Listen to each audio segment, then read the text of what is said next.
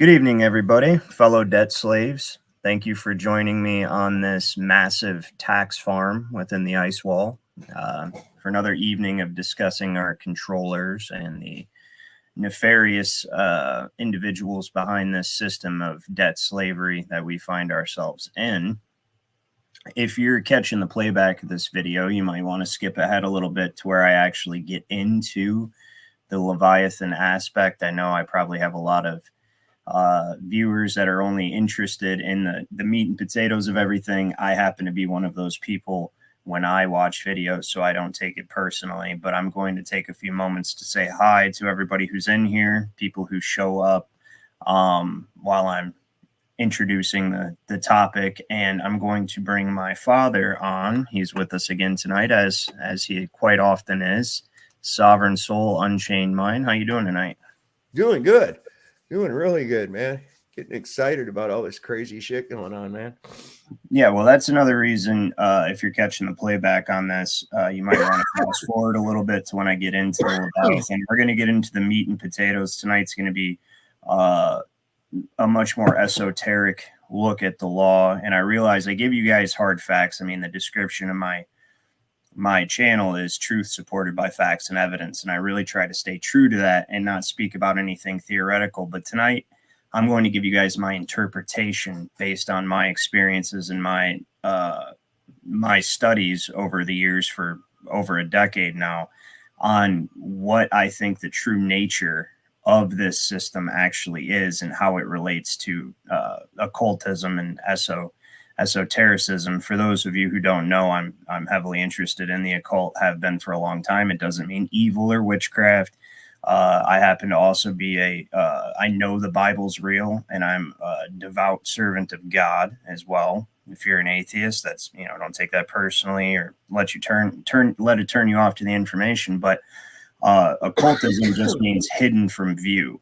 As an ocular occult just means hidden teachings, things that are hidden from view. And I'm going to give an occult interpretation of this, but I'm going to get into that in a little bit. So like I said, if you're watching the playback, just go ahead and fast forward till I get to what you actually came here for, or you can stay and listen. But what I want to discuss up front rather, is this upcoming eclipse for a little bit here.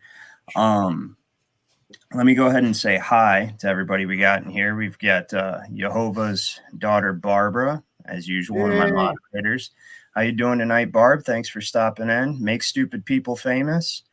How you doing tonight? Ulick McGee, I believe I said that right. How's it going, man? Saddlebum, Stacy Jones, Chicago Cubby Bears in the house, George, Don. I like those simple, just George, Don. That works, right?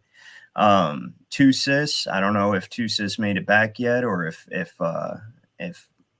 Two Sis is still in here. It's hard to tell with the. Wouldn't want to misgender anybody, right? It's hard to tell with the name, but anyway. So the upcoming eclipse, right? It's kind of crazy. All 7 planets are going to be in alignment. The 7 main astrological planets that have been studied for thousands of years, which is my father and I were just talking about this before I went live, how they say, oh, you can't predict eclipses with the flat earth model and blah blah blah blah blah, right? And if you're not a flat earther, it's generally not what I talk about on this channel, but I mean, you'll have to look into it, but it's funny because modern science uses the predictions and data from civilizations, ancient civilizations to this day, that knew the earth wasn't a globe. Wouldn't you say? Yes. The actual cycle that the eclipses are predicted on, or post-dicted on, the Saros cycle, was developed by Babylonian flat earthers over 5,000 years ago. Right. Exactly. They also believed in 2 dark bodies that you don't see normally too. Two Sis says I'm all women. Okay, now I know. I'll keep that in mind. Absolutely. Yeah. Well, thanks for coming back. All women. All right. Yeah, that's awesome. Charles Stewart, how you doing? Why me? Why not? Right. That's pretty funny. Good to see you guys.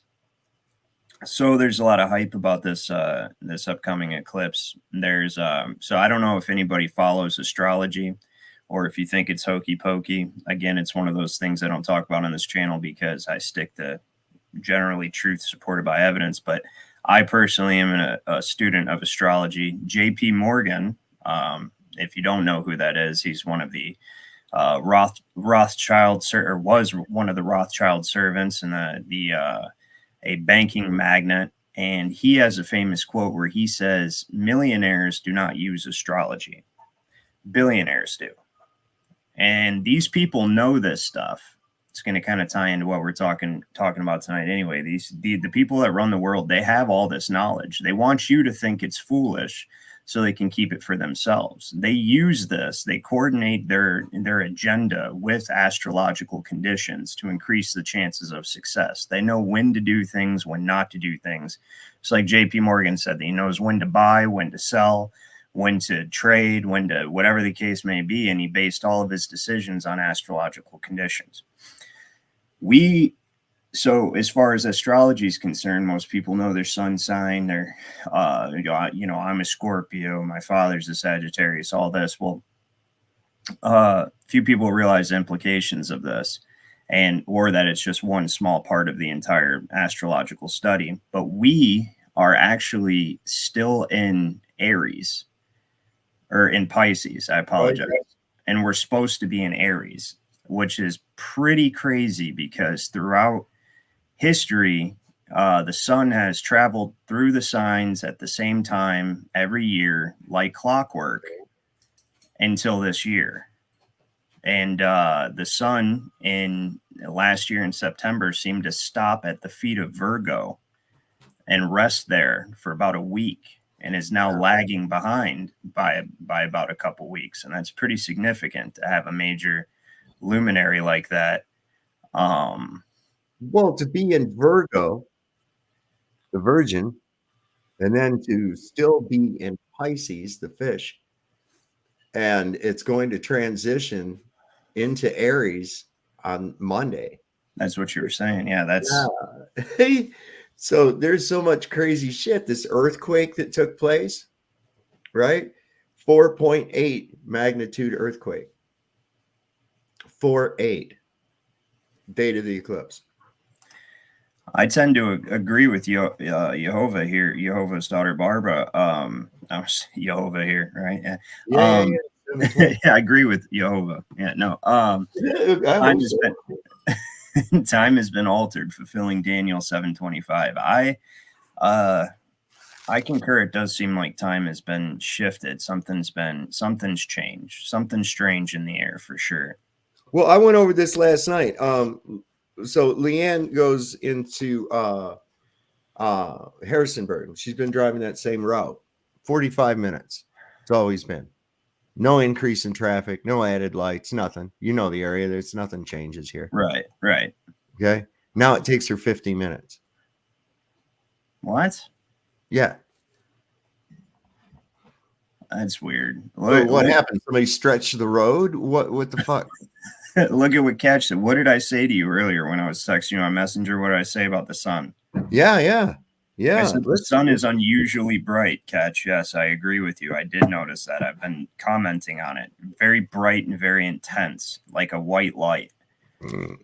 Very. What was that? She was which Daniel did she bring up? 7:25, I believe she said. Yeah, that's one that's been.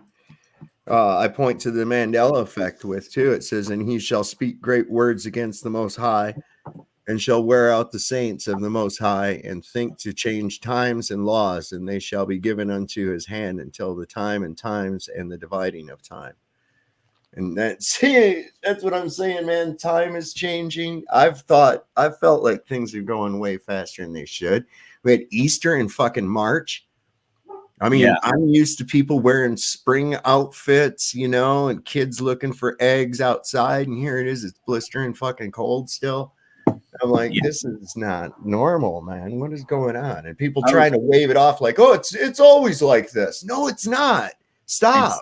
It's not. That's cognitive dissonance at its finest right there. It's always like this. Nothing's going on, It's another thing I was, and there's all the buzz. See, here's the thing I think about the eclipse is that there's so much so they can't hide that there's something significant going on astrologically, because people know that there's going to be an eclipse, right? We've known for the last 7 years since the last one that there's going to be exactly, I think it's 6 years, 66 months and 6 days from the last one, actually, if I remember correctly. And so I think they're pumping so much information out that we don't know what to expect. They're trying to control the narrative by making it chaotic, if that makes sense. This And is from. I'm going to bring some up while you're talking too, and then I'll show you this. This is interesting. they're It's trying not to like it's new. control the narrative by keeping it so chaotic so that nobody really knows what to expect. Something I seen on I can't even remember where I seen it, but they said the significance of April 8th, and I could be wrong. So my devout Christian followers, please don't shoot the messenger. But they said something about April 8th was the day that Jesus was resurrected, right? That's pretty interesting if that's the case. So let's see what you brought up here. Okay, so that's from 18. Let me see. I think I might have reposted that. I'm trying to remember where I got it from. 18 something, 1897, I'm wanting to say. Okay. And if let me bring it up closer here.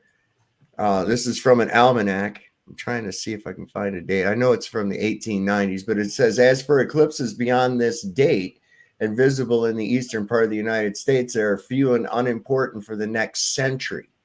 The sun may rise entirely eclipsed at Boston 2nd, October 1959, but will totally be very short. Totality will be very short. On 7th March 1970, there will be another brief totality, this time in Florida. But not until early in the 21st century will the path of any total eclipse traverse a large area of the United States. Then, if the charts of Upholster can be trusted, 2 totalities near midday will occur in the region of the Mississippi. The first of them, 21st August 2017, which a line from Oregon to South Carolina, and the second on the 8th of April 2024. So they knew well over 100 years in advance. We'll see, and they've been planning for this too. It's not like they just up and decided to declare states of emergency in several states and cancel school and all. They've definitely been preparing for this event too. They are concerned that something's going to happen. And I don't know how many people have seen and it seems kind of, I'm 34. So when I was a kid, that Hercules movie was out, the animated one, and I watched it. I liked the movie when I was a kid. And the plot behind the movie, if I remember correctly, was that Hades was trying to dethrone Zeus and the other gods, right? And he was trying to free the Titans to destroy the world.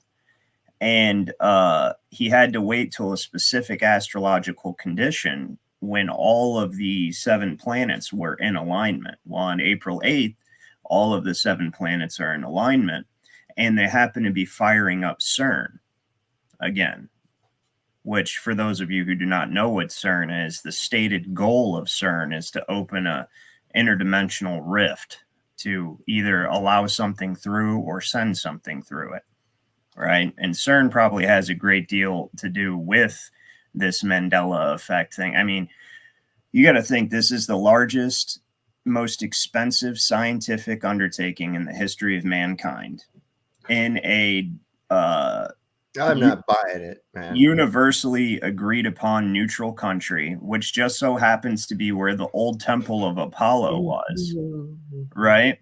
And in the Bible, it says that the beast will be released from the pit in the place where Antipas was martyred. And that also happens to be the place where Antipas was martyred. And they have a statue of the god of chaos and destruction. What is it? Shiva, I want to say, doing the dance of chaos and destruction inside of a sun ring, right in front of the recruitment center. They also, for those of you who don't know, CERN is the progenitor of the World Wide Web. The World Wide Web was created at CERN by scientists at CERN. Just so you know, that was that almanac I checked. It's 1894. That's insane. That's CERN right. is, and there is, Joyce. There is a big element of that as well. This could just be all fear porn. Really. Well, this is what gets me. There was none of this during the last eclipse. Okay. Weird shit going on. They had this prediction for a lunar eclipse last month, if you go like a week or so, about 2 weeks ago, a week and a half. It never happened. It never happened. Here, like you were saying, the sun stayed in Virgo, and it's still in Pisces, and it won't go into Aries until the 8th, which is the day this big eclipse is occurring. They're firing up CERN at the same time, shooting off these 3 rockets with the name of APOP. At what? And the whole excuse behind that is just dumber than hell. Well, APOP is Apophis. Apophis, yeah. From Egyptian mythology. And for those of you who don't know, the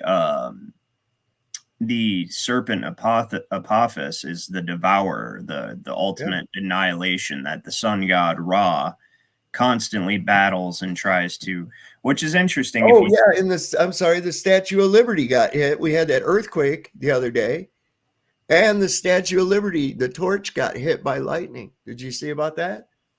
No, I did not. But before I lose my train of thought, the Apophis Apophis is trying to devour the sun god Ra, and Ra is constantly battling Apophis, which is a euphemism for the duality of creation, the light and darkness, whole thing. Now, this could be a simple metaphor for the sun darkening, being swallowed by the black sun, right? And that could be why they're calling it Apophis. But one thing, I was doing some research earlier in the Blue Letter Bible, which is really cool because you can take and get any version of any Bible except for the Geneva, obviously. And you can get the concordance from for any word in the Bible and look at the original Hebrew or Greek, whatever it was originally written in the original manuscript. And when it talks about the tree of knowledge of good and evil, do you know what the original word for evil was? Ra. Yeah. Yep. Good is Tob, and Ra is evil. So Tob and Ra. But let's check this out. What you pull up here? Yeah, that happened the same day as those storms, Wednesday. And it's a statue of Lucifer too. That's pretty interesting. Right. But this is what got me, man. And this is weather. Have you heard about this? Statue of Liberty in New York hit by a big lightning bolt on Wednesday. According to the photographer that took this photo, the photos were taken about 6 p.m. Eastern time yesterday from Liberty State Park in New Jersey. Powerful thunderstorm knocked out power to thousands in North New Jersey. Wind gusts reached up to 50 miles an hour during that storm. It's unclear if the Statue of Liberty sustained any major damage. Speaking of weather, have you heard about this statue? What the fuck, right? That's pretty interesting, yeah. Yeah, there's been a lot of stuff going on with this whole thing. There's another ship. By the way, YouTube, fair use for educational purposes, in case that was... Oh, yeah. Copyright. Fair use for educational purposes. Absolutely. Was I trying to find? There was another thing about this too. Oh, this is all right. So you really want to know the real dope on this? Are you ready? All right, get ready to hear this. Okay, here's what you need to know about the total solar eclipse. Now, a lot of people know that the total solar eclipse will be traveling on a path from frickin' southish to northish over the United States of America. And many people believe that this eclipse pathway is actually opening up a portal for humans to receive downloads of information and connect deeper with the universe. Now, what's crazy is if you take one letter from every city that the eclipse is traveling over, you can rearrange it to get a message directly from the universe. And what's even weirder, dude, is if you trace the past 3 eclipse pathways, they form a perfect freaking triangle over the United States of America. And if you look at this circle here, that's the true middle of this triangle. It's an untouched piece of land that humans have never made contact with. And what's crazy is if you zoom in on this true middle of the triangle that the eclipse pathways create, you'll find this is the location where P. Diddy is hiding. Okay, here's what you need to know. That was pretty good. That was I funny. like to add a little bit of levity from time to time, you know. Oh, that's pretty good. Yeah. Joyce B says military can incite earthquakes using low frequency generators. 100%.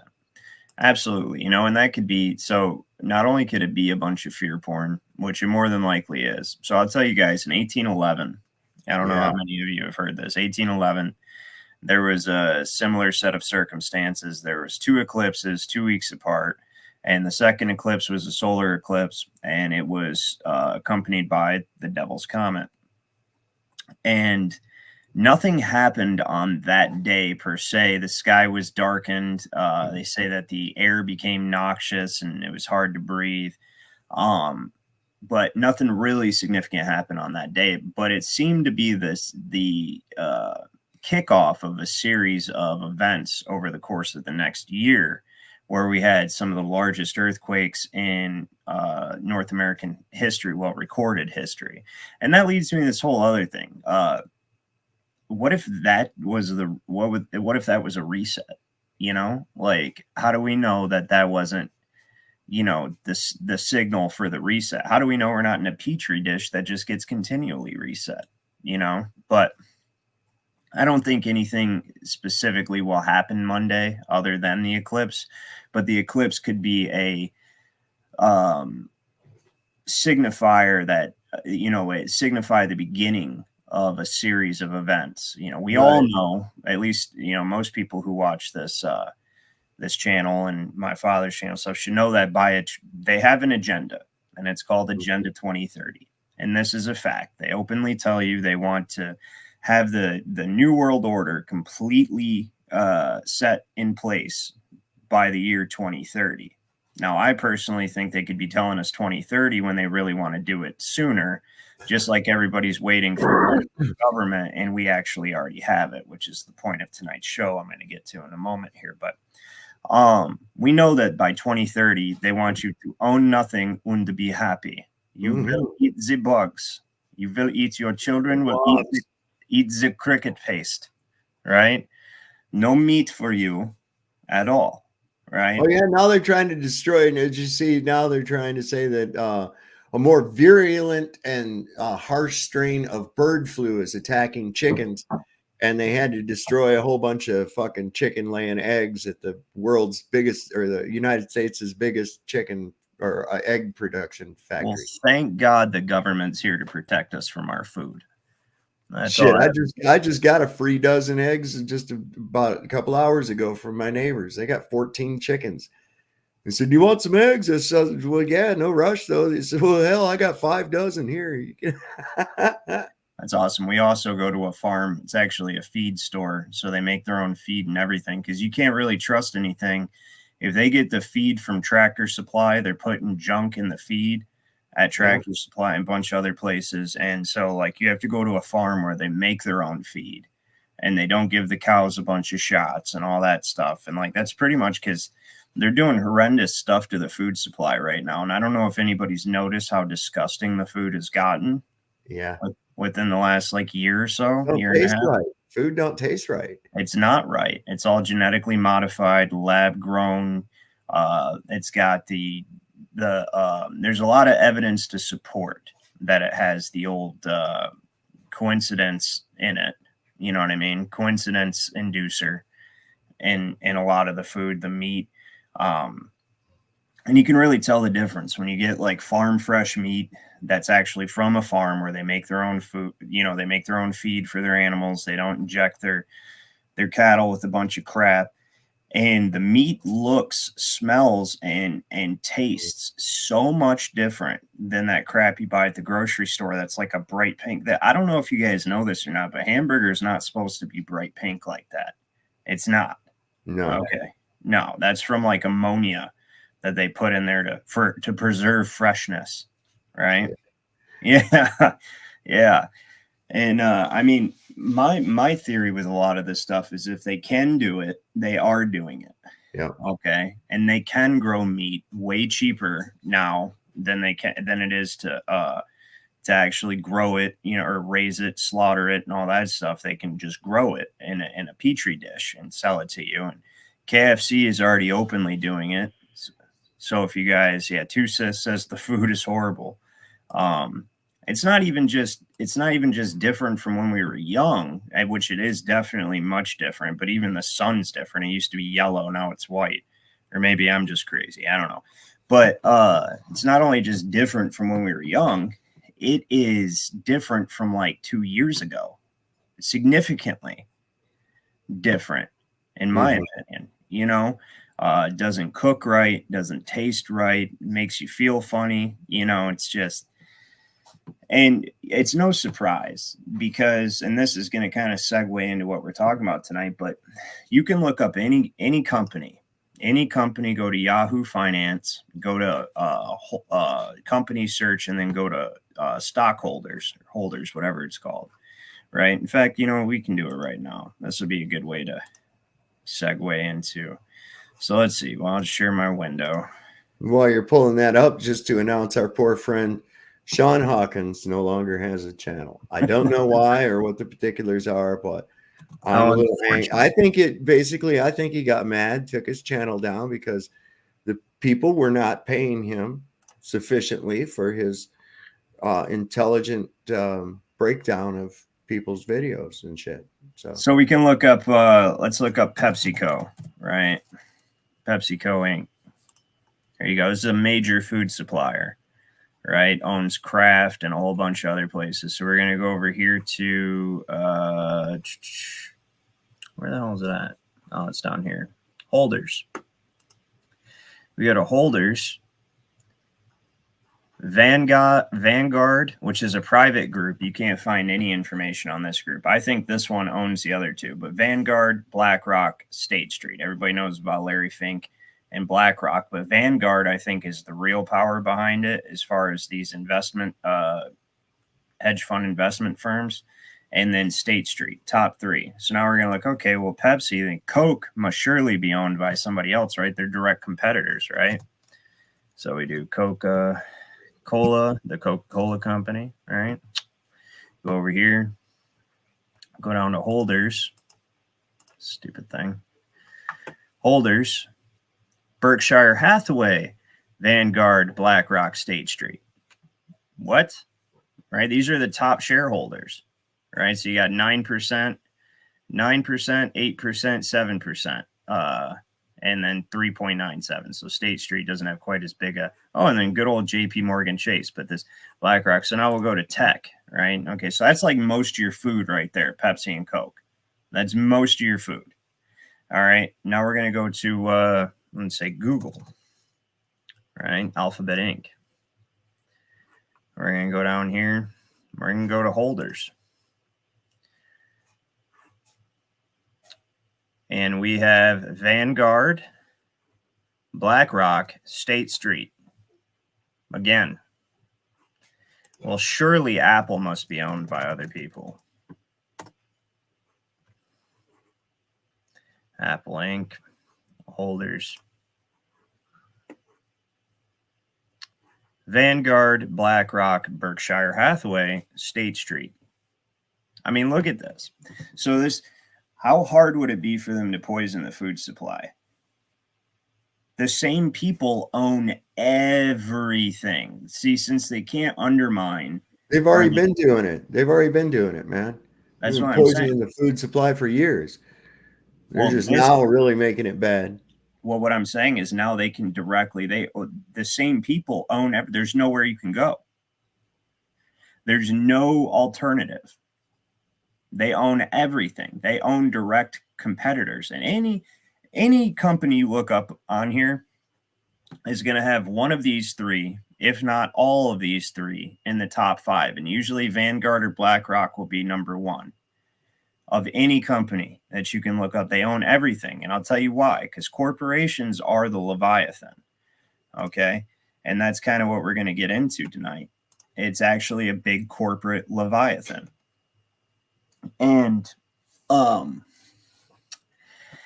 they own it. It's not hard for them to so they can't undermine our constitutional rights direct. Like, they've already undermined them significantly, but they're having trouble finishing the job. You know what I mean? Because us stubborn Americans, and in other countries, the liberties that you have since the Magna Carta, most European countries were given some sort of common law system of standard liberties, and they're having trouble overrunning the last bit of them, especially here in the United States. And so what they've decided to do was just basically destroy all small businesses and then buy up all of the corporations that did destroy the small businesses, and then control us through the corporations by controlling our necessities. Elon Musk tweeted, he said, I got the tweet right here. It says, I'm going to buy BlackRock and change the R to a C. Then I'm going to shut that shithole company down. That'll definitely be beneficial toward humanity.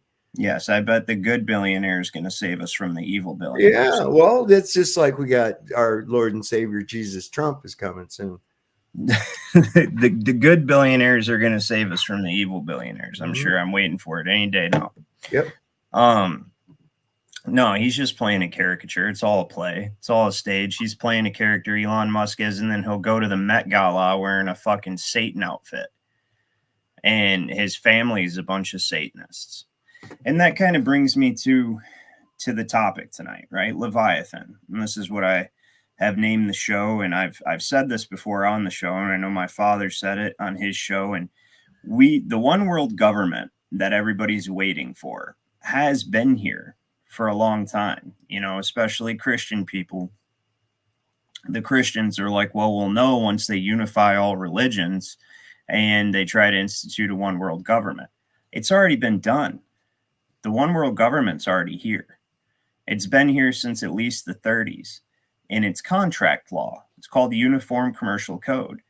And I want you guys to understand that the same people running the show now are the same Canaanite, Babylonian, Phoenician people that Jesus was dealing with, that you're reading about, that the Israelites fought in the Old Testament.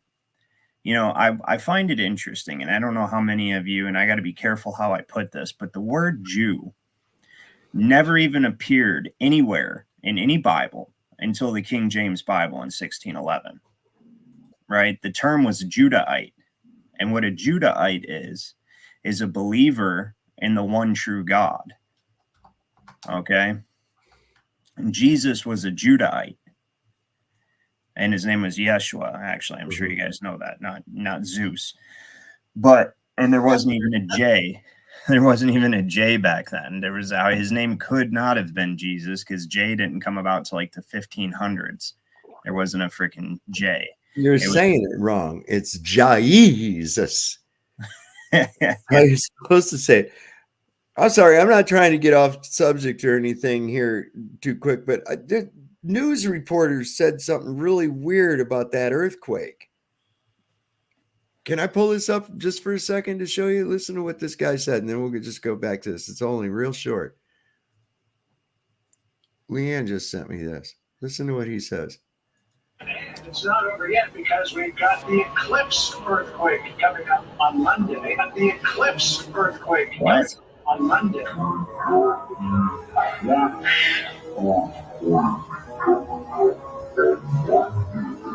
As Deborah Ross was telling us, it's going to be a transformative experience for anybody who is in the area of Turkey.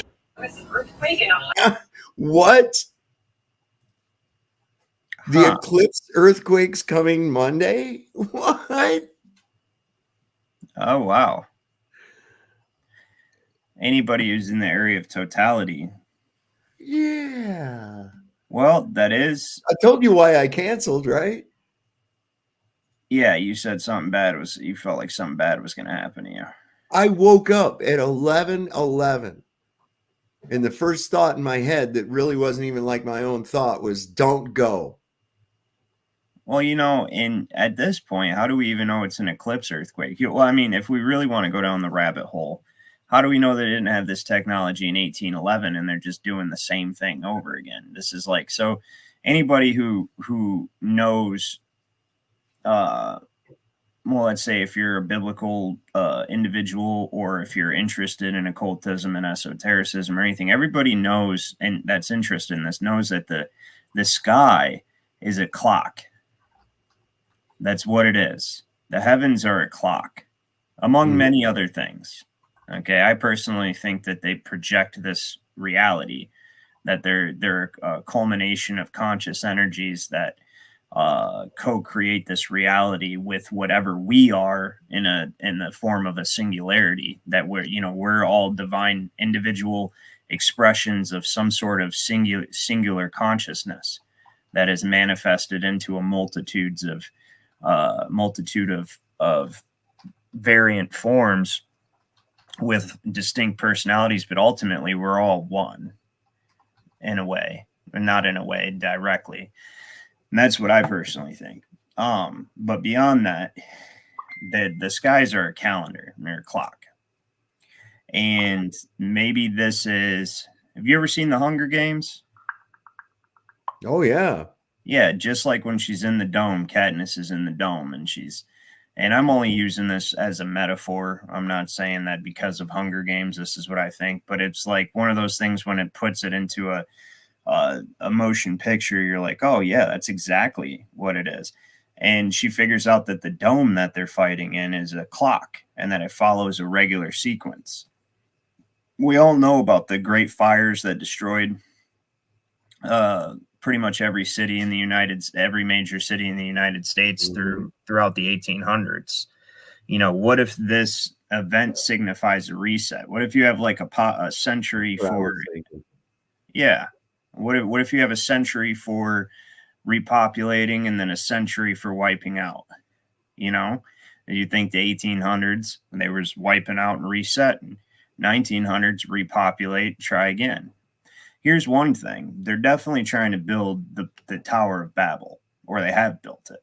And the Tower of Babel is not what people think. It's not an actual tower. And that, again, leads me back into this topic of discussion, Leviathan. So the same people that run the world today are the same people. They have been given dominion, like it says in Ephesians 6:12, but only in the Geneva Bible, and not any other, the princes of darkness of this world. So let's see if I can pull this up real quick for those of you who might be new. Hey, Ryan. Yes. Is it all right if I send this link to Jeebus Crisp real quick? He said he's got something that he'd like to come on for a second. He says he's got something to add to what you were just saying about canceling. Yeah, go ahead. All right, cool. Go ahead. Finish. I got it. Yeah. I want to get on this topic though at some point. Sure. Yeah. Send it to him. Let's see. Yeah, Ryan don't do like I do. He can't handle the crazy people coming up. I don't enjoy that. No. Once in a while. It's like Cracker Jacks though, Ryan. It's like, you never know what you're gonna get in there. Yeah, but it might be a cool toy, and sometimes it is, or it might be, some lousy fucking tattoo. I'm trying to get to a point and stay on topic, and most people come up and it opens the door for trolls to come up and detract from what you're trying to get to, and a lot of times they're not really actually talking about anything. They're just arguing with you about some sort of. You can get rid of them after a bit, though. That's no big deal. We got to get Luca up here. I sent it to Jeebus Crisp. I don't know what's taking him so long, but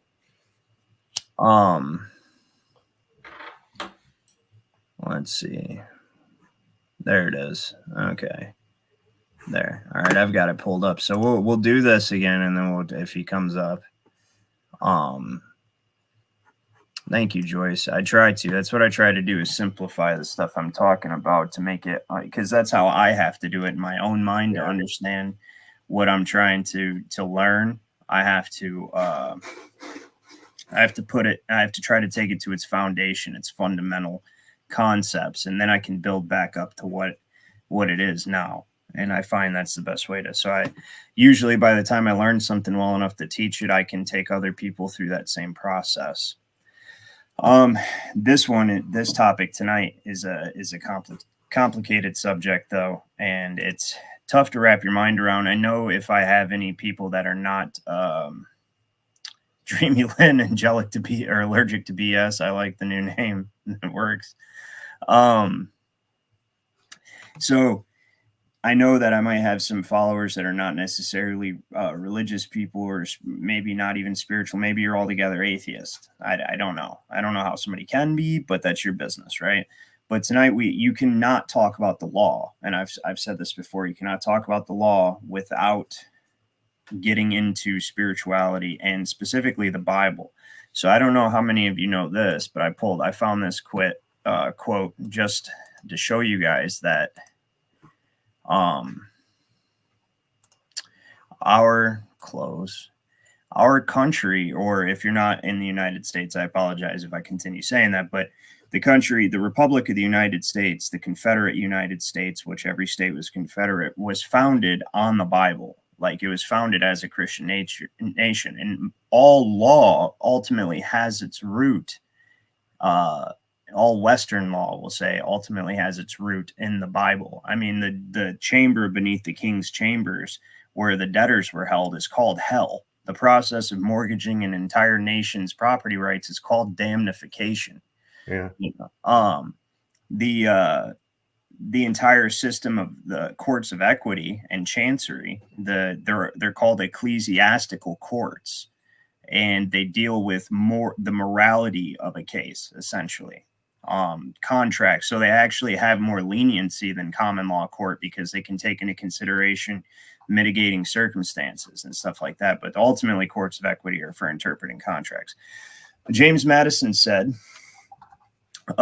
we have staked the whole future of our new nation not upon the power of government, far from it. We have staked the future of all our political constitutions upon the capacity of each of ourselves to govern ourselves according to the moral principles of the 10 Commandments. And he's not the only person who felt this way. All the founding fathers. So you hear about the separation of church and state, and people assume that it was that you're not supposed to have God in government. And it was quite the opposite, actually. You couldn't testify and you couldn't hold office if you didn't have a belief in a supreme being. And it's because you couldn't be sworn in.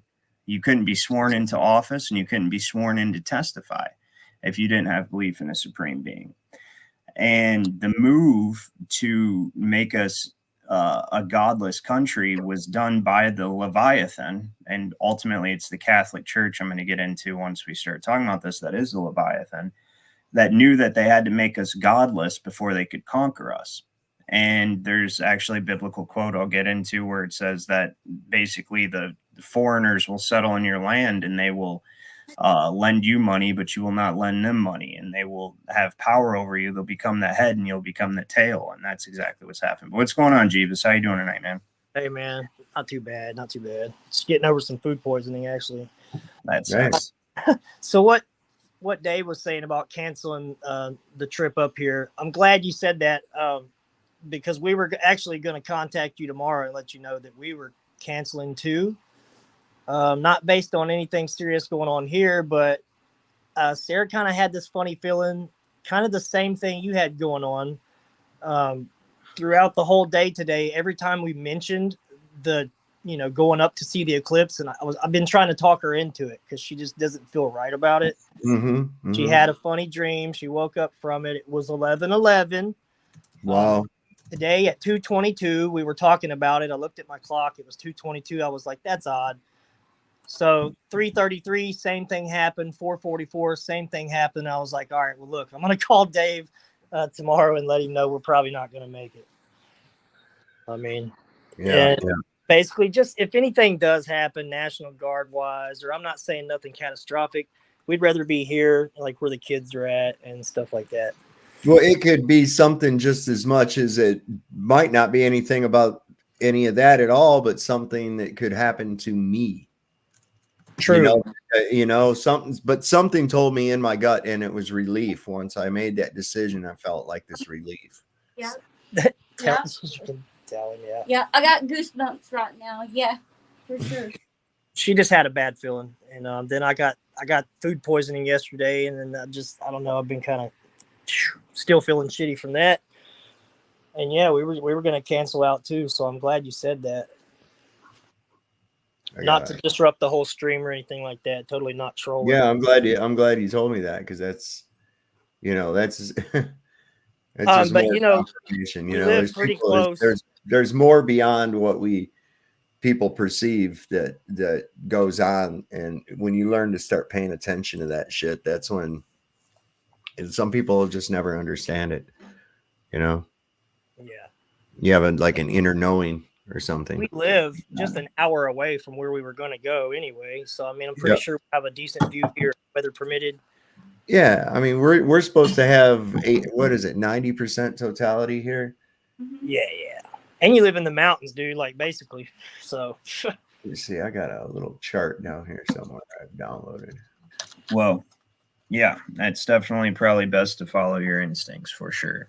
Especially if you have an intuitive feeling, it's in your gut. I always trust my gut on a certain thing. Well, with everything. I'll say this, dude. She's 95% always right about these things. So I'm just going to trust her on this one. Yeah, get it. Women are definitely connected to the pulse. You know what I mean? To that etheric pulse. They're closer. They're much more connected than we are.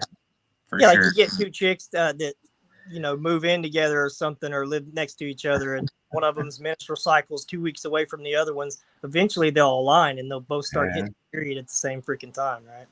Well, there's a reason we call it Mother Earth, and that the matter is considered, feminine, and everybody who's on Earth right now is at one point in time, come from the womb of a woman, so they're just much more connected to life in general. I think that they're more inclined to have psychic tendencies for sure. So. We've been removed from our circadian cycle. We really have, and that with the advent of the Industrial Revolution, everybody started getting put on this clock.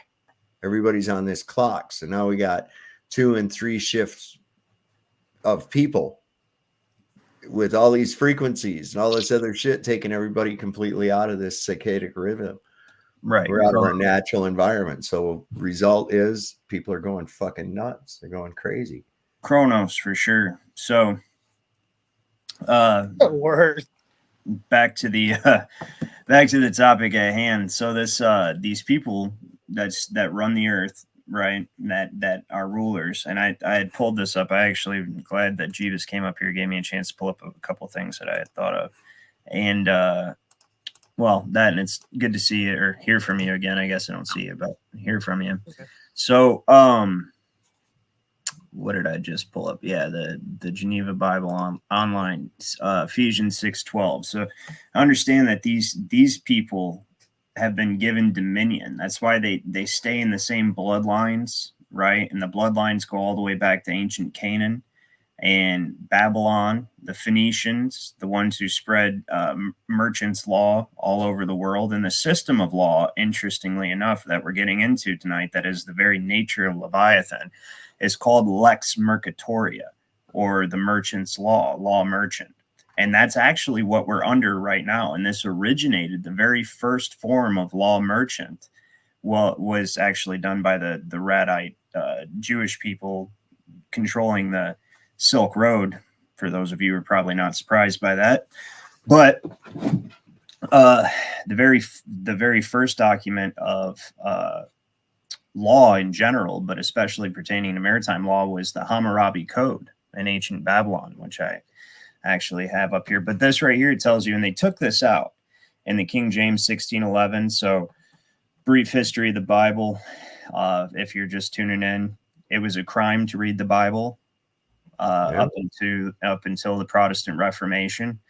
And Martin Luther went around and translated the Bible from the original manuscripts, because, I mean, they had corrupted the text Latin Vulgate was corrupted, and only the priest could read it. And the average person, even if you got a Bible, is like the Book of Eli, it might as well have been written in Braille because you couldn't read the thing, right? And then if you got caught with it, you're just going to be burned at a stake.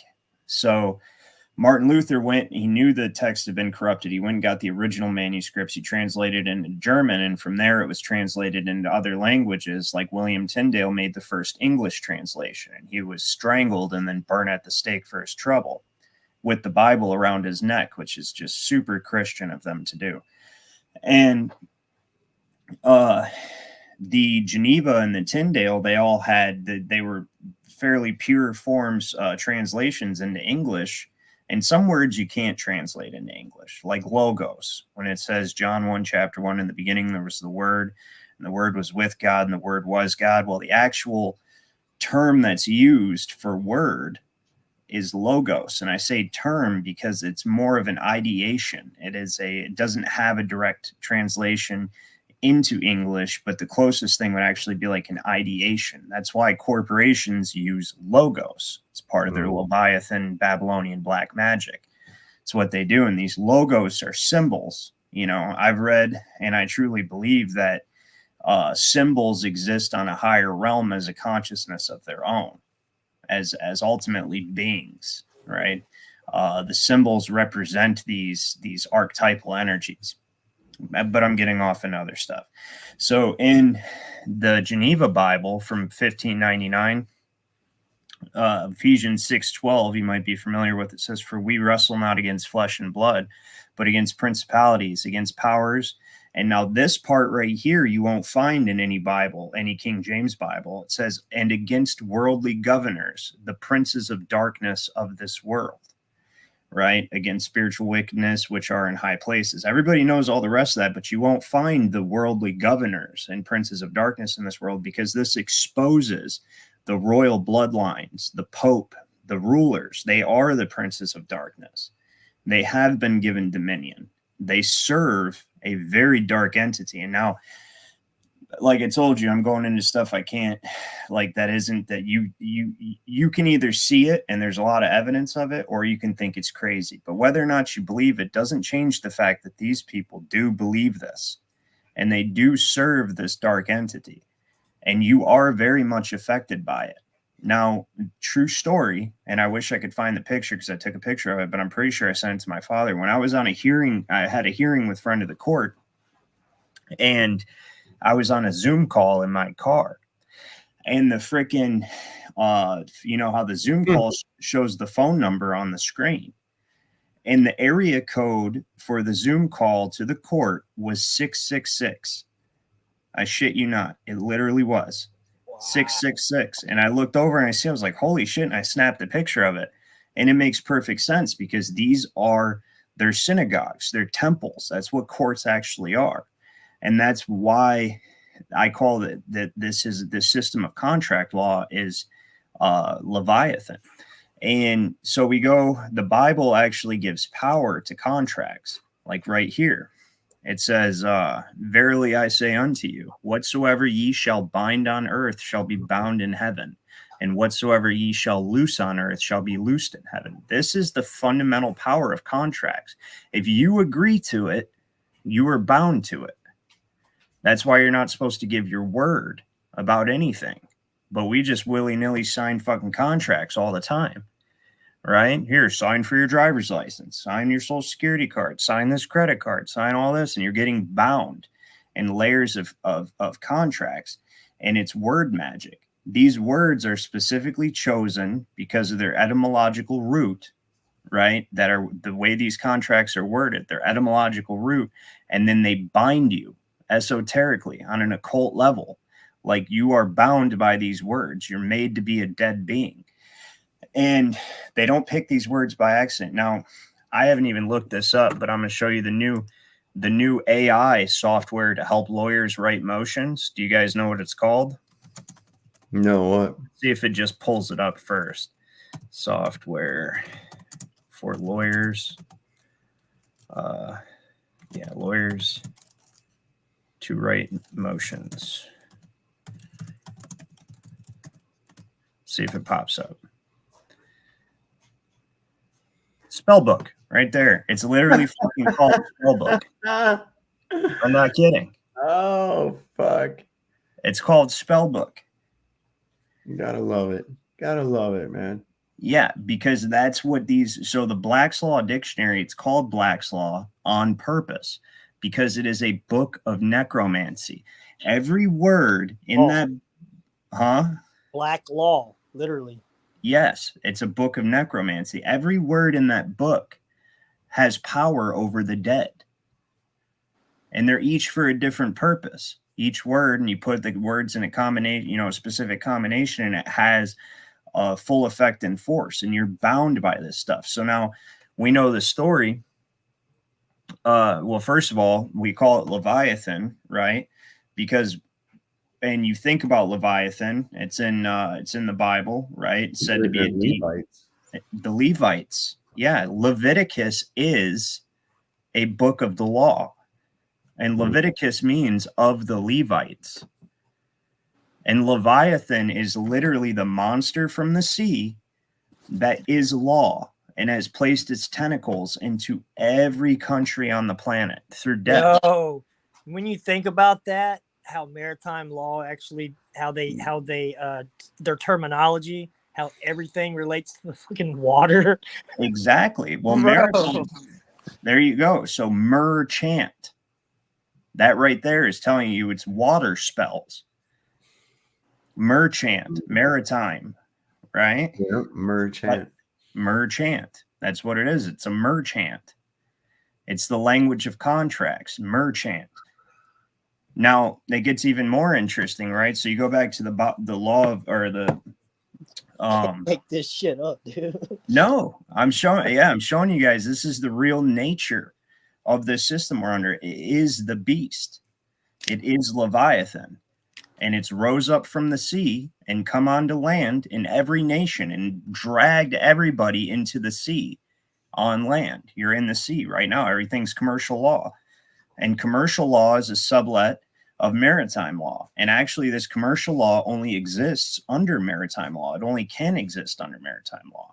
Contract law is its own field. And the way they did it is because every single transaction and interaction in our country under the Trading with the Enemy Act is considered commerce. Okay. And our currency is contracts. That's why they created UCC, because nobody deals with lawful money, and law has always only been concerned with property and money. That's all law has ever been concerned with, right? For the most part, damaging people's property or money. You know what I mean? So, and once we don't have lawful money anymore, all we do is exchange contracts back and forth. And so they placed us under Uniform Commercial Code, which is literally just contract law, and it deals in negotiable interests or instruments and securities. And that is a sublet of maritime law, right? So it gets even more interesting. We go back into Genesis, and we let's see, did I pull up Genesis? Yeah. Oh, well, that's what I was talking about, Jesus. So we'll get to Genesis in a second, but Jesus, he's chasing the money changers out of the temple, right? Because they turned his father's house into a den of thieves. These are the courts. The courts are temples. They're designed like temples. The judge wears a robe because he's a priest, right? And what he's doing is changing money. He's taking and issuing his own securities and exchanging them for Federal Reserve notes, bonds, tickets, fines, whatever the case. He's creating commercial paper and exchanging them for Federal Reserve notes, which is really just an exchange of one form of currency for another. And these are the money changers. And when you look up, and so we know that courts are banks, right? Because we looked up the definition of bank. Here, I can probably pull it up real quick if I have it. Just bear with me for a second. Hey, Ryan, while you're pulling that up, the discussion we had about the court date that I had coming up, and I asked your advice, and you pointed me to some things. Ultimately, I just thought it in my best interest to not show up. And so that's where I'm at 3 times over. I'm just not going to show up, man. I feel like if I show up, then I feel like I'm not representing myself. I'm representing, their interpretation of who I am, like my dead body, literally. So, I mean, I don't know how to. Well, here, I showed it last time. So I'm probably just not going to show. We'll take a little segue just for you real quick. And I'll show you, this is a great example of what I was trying to show you or trying to explain to you before. At least I should have been. I'm trying to, what was the nature of your case? No tag. No tag. Okay, perfect. Then this will apply to you. That would be one. Then there was another one that were literally, they fabricated some shit. The captain of the police department where I was at getting gas pulled in behind me, called another cop in to basically do a pullover on me that he wasn't there to witness, and he signed a freaking ticket that said he witnessed me operating a motor vehicle. First off, he wasn't even there, right? So it was just bullshit on its basis. Here, watch this. And we were on private property when all of this happened. So this is going to take me to Instagram now because it's annoying. But watch this guy. Well, hold on.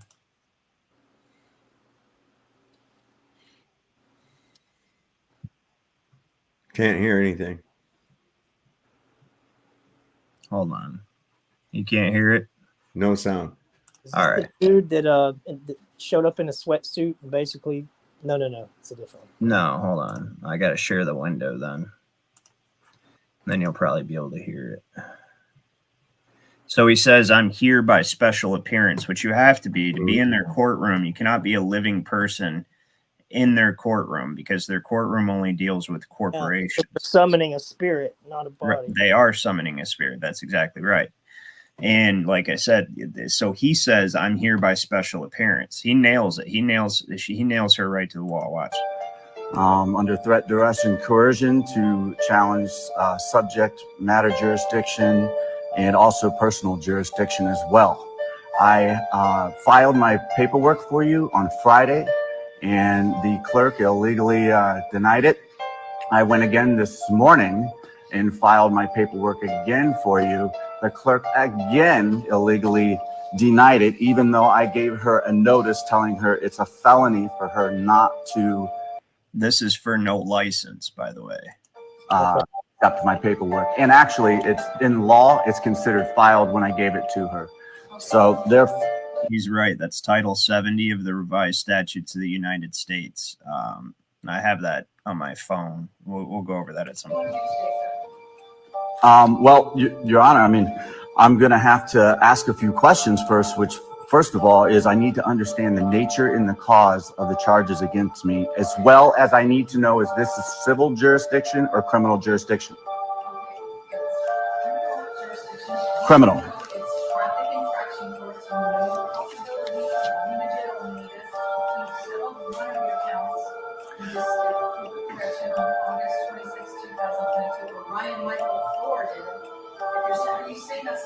Ryan Thor is the living man. Ryan Michael Thor is the defendant in error. It's the artificial person. So thank you, Your Honor. Let the record of the court show that the action against me is criminal. And now I have another question, because the Constitution grants us 2 different criminal jurisdictions, okay? One criminal jurisdiction is under the common law, and the other is under the criminal jurisdiction of admiralty or military tribunal venue from Article 1, Section 8, Clause 17 of the Constitution. Yep. Well, I need to know which of these 2 jurisdictions that you intend to try me. It's very important because they're done different ways. The rules of civil procedure are very different in a criminal jurisdiction, obviously for common law, and a military.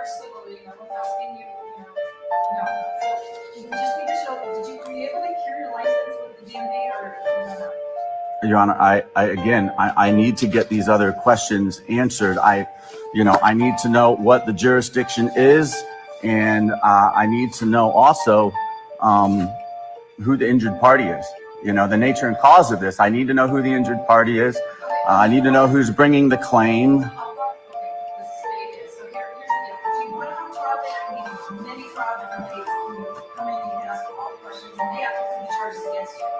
Thank you, Your Honor, but I don't think you'd be violating your oath of office by doing your duty under the Constitution. Okay? I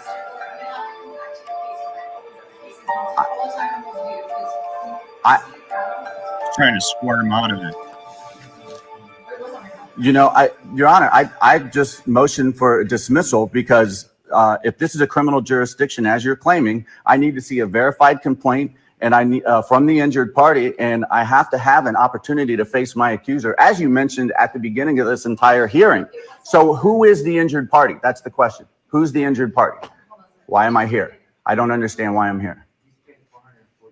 So they would try to claim that the officer is your accuser, but the officer's not there in a personal capacity, which you would have to be under common law. And this is not a common law. This is a military tribunal, essentially. It's under maritime law. This is a court of equity, right? And under common law, he would have to be there personally and have been personally injured by you. So they would say, oh, well, the officer's your accuser. And you say, well, is he here in a personal capacity, or is he here representing a municipal corporation? Because that's very different. The municipal corporation cannot claim injury or victimhood. It's an artificial construct of the mind, and you haven't stolen from it or done anything to it. Basically, what they're doing when they charge you for not having a license or not having registration is the municipal corporation is claiming injury against the corporate United States, using you as the representative and the surety for the case. And they're claiming injury because you failed to convey the right of your property to be used as collateral, which is asinine. They're claiming victimhood because you refused to let them pirate you, to commit piracy against you. And that's what their whole argument is. And when you can point that out, and you point out that that would never happen under common law. So which jurisdiction? There's two criminal jurisdictions. There's Article 3, Section 2 court under common law. And then there's Article 1, Section 8, Clause 17, military tribunal. And that's what he said to her. And this guy seems really well versed, and he knows his way around this subject. And like with me, not so much. I'm still reading. I'm still doing my research. And I would advise anybody else, before you step foot in the courtroom, best believe that judge knows her shit, right? They know their stuff. And if you don't, they will walk all over you, man. So he's painted her into a corner, though, with the questions that he's asked her. And it's the only thing you can do is challenge jurisdiction. And jurisdiction, when challenged, must be proven. That know how to do that as well. And you know this, Ryan. Like, I've seen people go into courtrooms and try to challenge jurisdiction, but then like, I challenge jurisdiction. I've watched the judge just shit all over him, man. So you got to know what you're talking about. But here's the thing. The difference is whether you're making statements or asking questions. He's not making statements. Whoever makes the statement, it's the same in a debate. We see it all the time with the Globers versus the Flat Earthers. Whoever makes the statement makes a claim.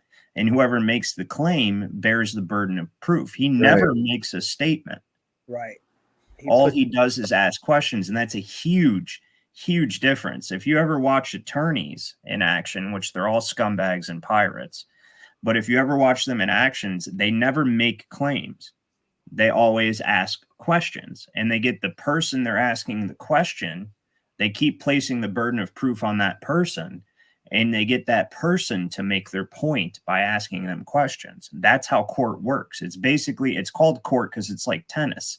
And you want to keep hitting the ball into the other person's side of the court. And that's what asking questions does. It fucking knocks the ball over into their court. Okay, here, what about this? Boom. Then they have to answer that. You don't give them the opportunity to ask a question, because then they place the burden of proof onto you. And you have to keep that burden on them. And that's what he's doing here. He keeps the burden on them. Now watch what she tries to do. You paid $440.32. Yes, that's what he's paid after leave. So, as I've told my viewers before, and if you're new to this channel, go watch previous shows, but because it's a lot to explain. But what happened when they issued this ticket, the citation, they generated a security. All of our currency is debt securities. None of it is actual money. Not one single shred of currency in circulation is actual lawful money. by any means or any stretch of the imagination. They're debt obligations, debt securities. So when she issued that ticket, she generated her own commercial paper, which is promissory notes. Right. Yeah. And she issued her own commercial paper, bill of exchange, promissory note. She issued her own debt note, which is what the court is. It's a bank, right? And they sold that. They sold that note already. It's already gone. They sold it. So now if she doesn't get money, the court has to cover that. And that's her ass and the prosecutor's ass. So what she's going to try to do here, he had to pay. Obviously, they picked him up on something, like probably not going to court like you, and he had to pay a bail or a bond, right? And that bond also has been sold. So she's going to try to keep the money he paid for the bond, even though she's dismissing the case. Watch. All right, so what else? So he just has to count 1 and count 2, and he showed the proof of contract. Correct. All right, sir, I'm going to just exercise my discretion. I'm going to dismiss count 1 and dismiss count 2 and just order the fees that you've already paid to cover court costs. She knows she's wrong. So No charges are pending against you. They've been dismissed. Interest of justice. So I'm letting the record show that the in the interest of justice.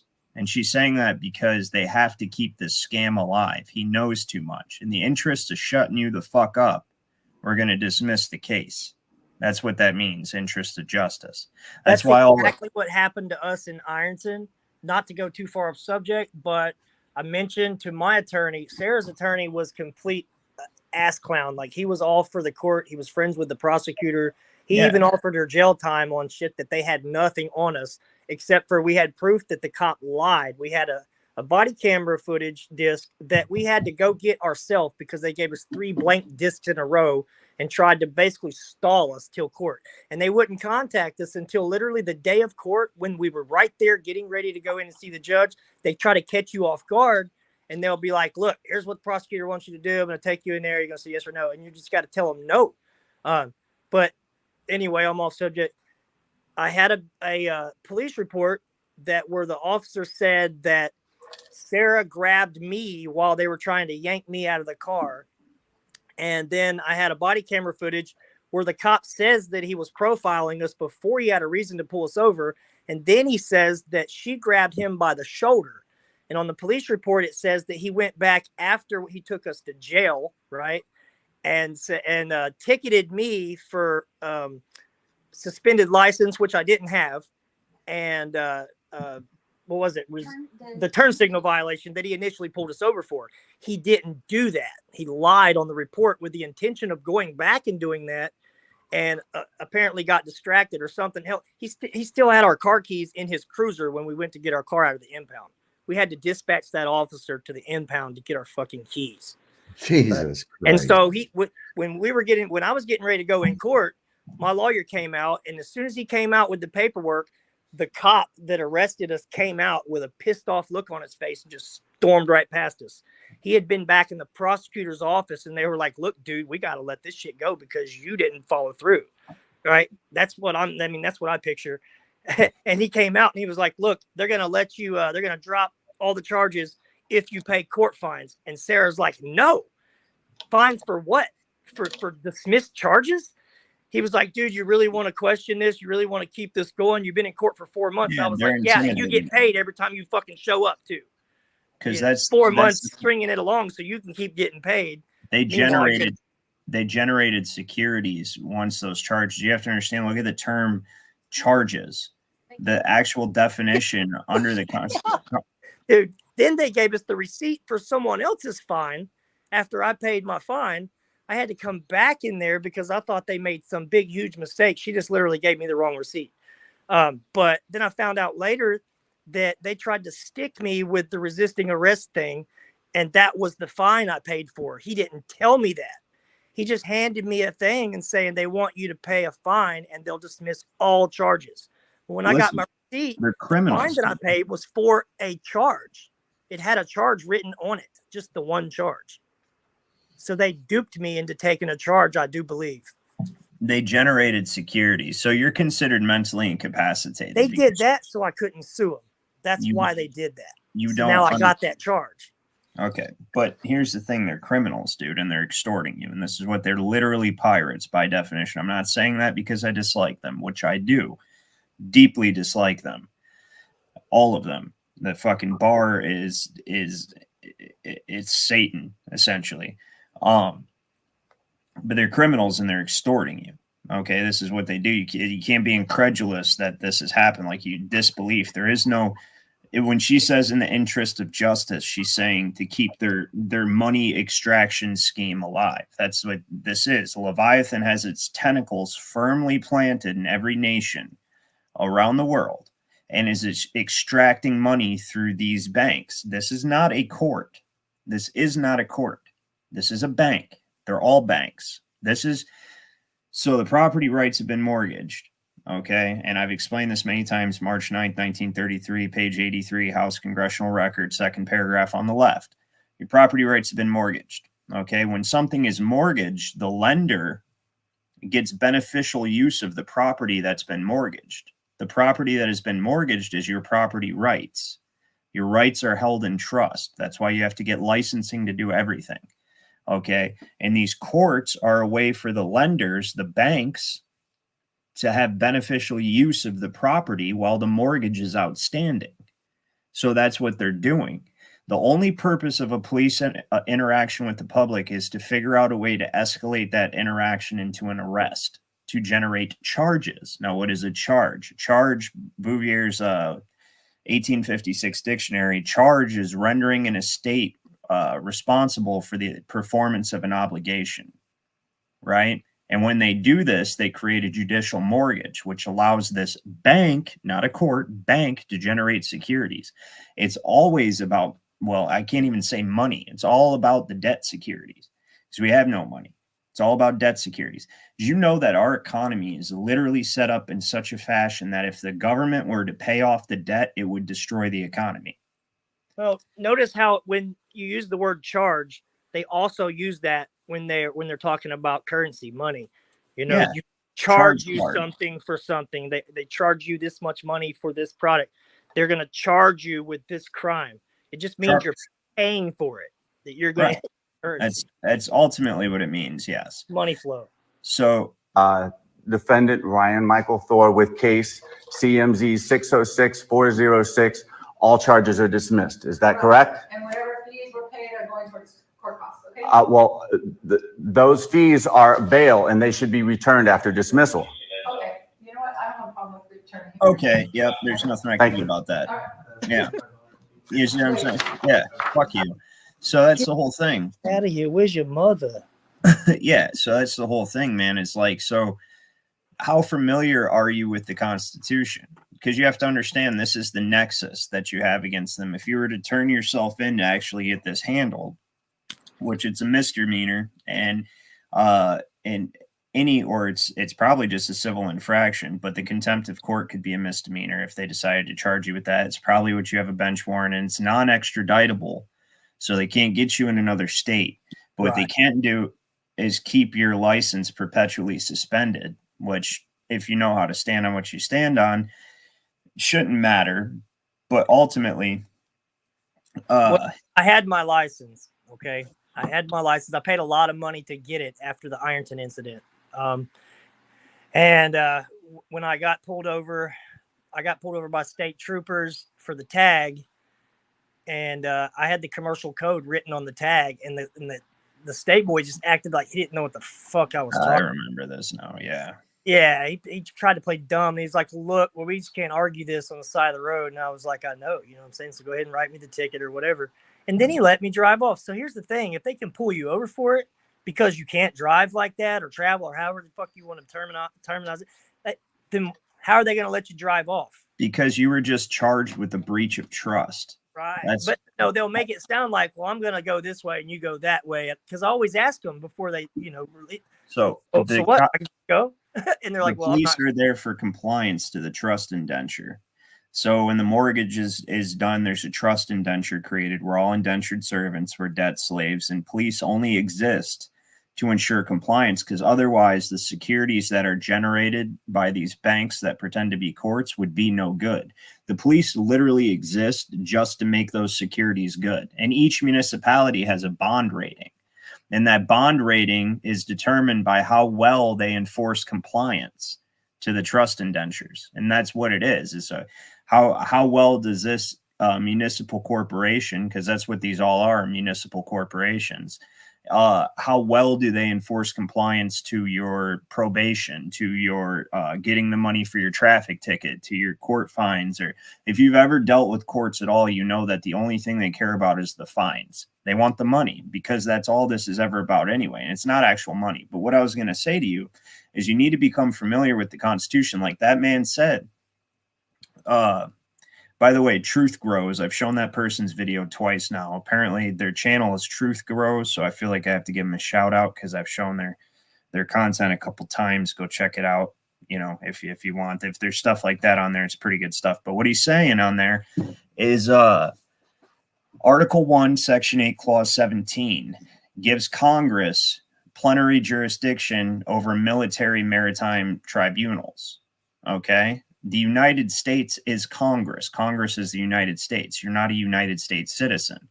You see that United States flag behind her. If she's operating under maritime jurisdiction, dealing with what they claim to be a United States citizen, then you have, and they're enforcing contract law on you in a court of equity, it has to be a maritime military tribunal under Article 1, Section 8, Clause 17.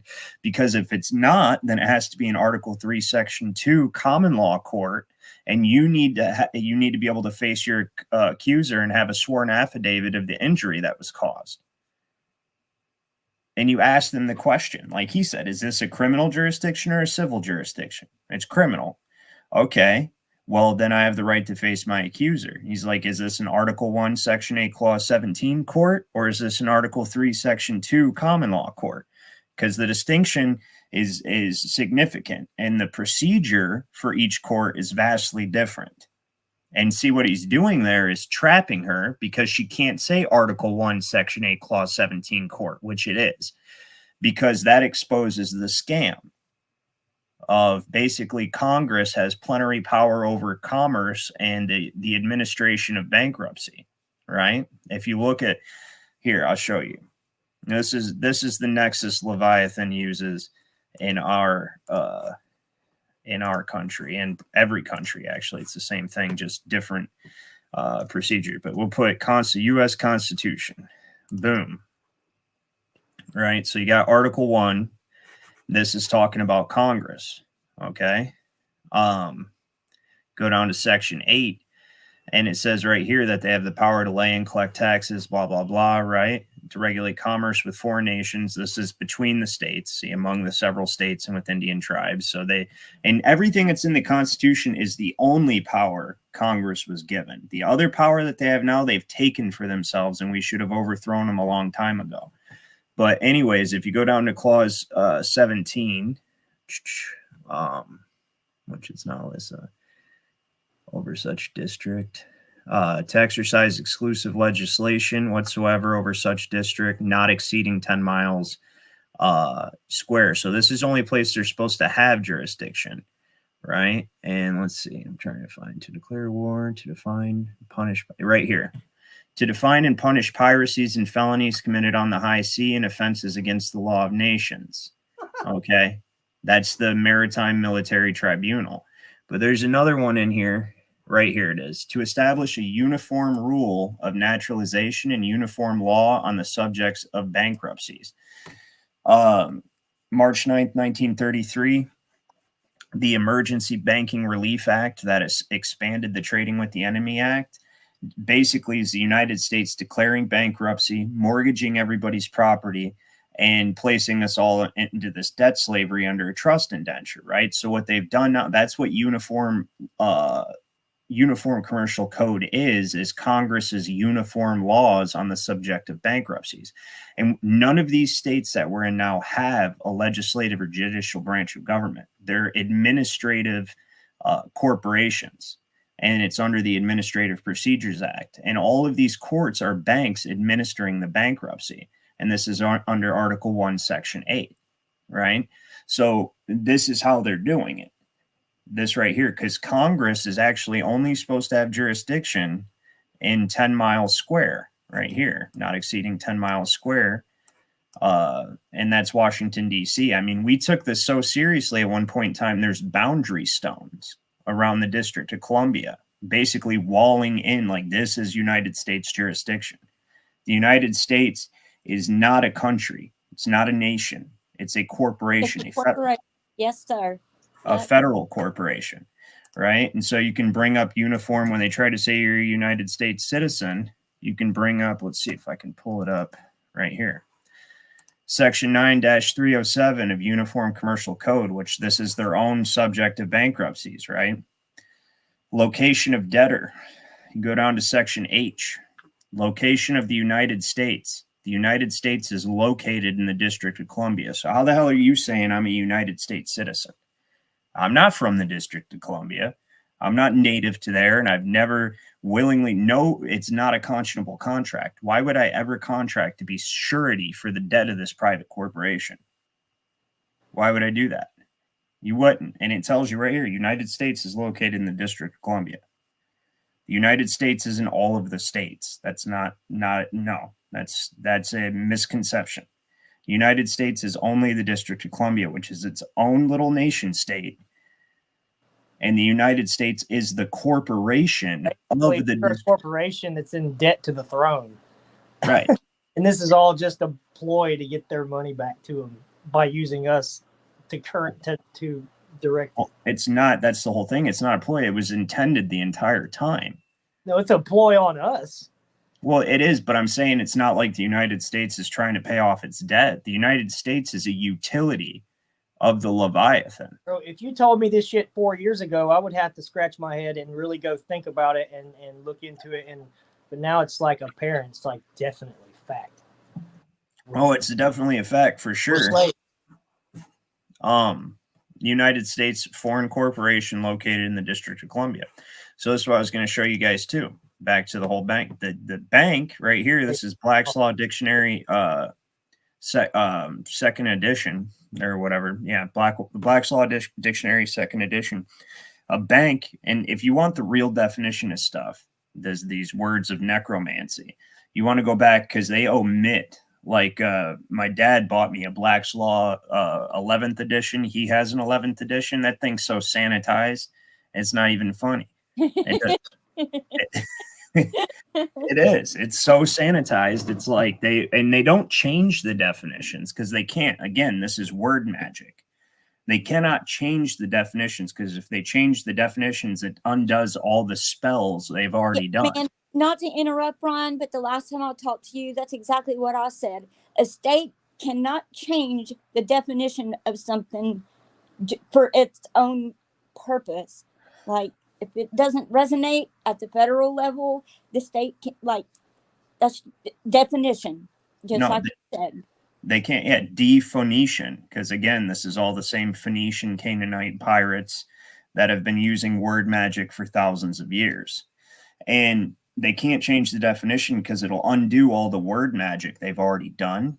If they did, be like, oh, this is what it means now. So what they do is they omit what it really means. So you have to go back, way back to older dictionaries from like the 1800s, early 1900s to see what stuff really means. So for instance, we get into the topic of, I was saying Genesis. Let's see if I pulled up Genesis. If not, we'll go to the Blue Letter Bible just for the sake of not clicking through tabs. This is really cool research, right? Or resource. So you go Genesis, brings it up, and we go down to where he talks about the tree, which is, sorry, I'm not as familiar with this. Here we go. It's at the end of the last page. The tree of knowledge of good and evil. You shall not eat of it, for in the day that thou eatest thereof, thou shalt truly die. Good and evil. The knowledge of good and evil. And the serpent says to Eve, that for God doth know that in the day ye eat thereof, then your eyes shall be open, and ye shall be as gods, knowing good and evil. There's a lot of symbolic allegory here, and this actually relates to the very system of commerce and debt and credit, because good and evil are the creative polarities. That's what makes you as God. That's what makes you, know ye not that ye are gods, because you have the knowledge of good and evil. You're supposed to. And they have the knowledge of good and evil. And it's credit and debt. It's positive and negative. It's male and female. The union of the two polarities creates, right? Generates. Okay. Star in a jar. Huh? Star in a jar. Right. So that's where this gets interesting.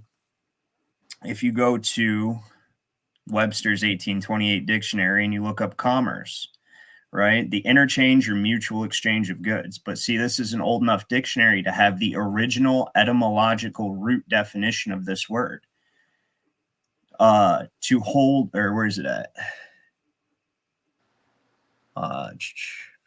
Familiar intercourse between the sexes. Commerce means sex. The unity of the polarities, the good and evil. You exchange. One person takes a credit and experiences a debt. The other person receives something and experiences a loss. You both experience profit and loss, and this is the very nature of contracts. It's the beginning, the foundation of contracts. The knowledge of good and evil is the understanding of contracts. And you look at the Bible, and the Bible is a massive trust indenture. Okay? The very first contract is a covenant between God and Abraham. This is the very first contract. And then another contract comes along, and it's the 10 Commandments. And they're called covenants, but it's a contract. Now, contract is different than covenant because covenant is holy and it's with God. Contract, con, literally means to steer a ship. That's the etymological root of con. And a contract means to steer a ship into a different course. Off track. Off track. Right? That's why you're not supposed to give your word. Now, check this out. Commerce, Congress, right? Look at this. The meeting of sexes in sexual commerce. So it gives a whole new meaning when it talks about the whore of Babylon, right? Mm-hmm. That's what the Congress is, the whore. And it's all commerce and Congress and contract and maritime law.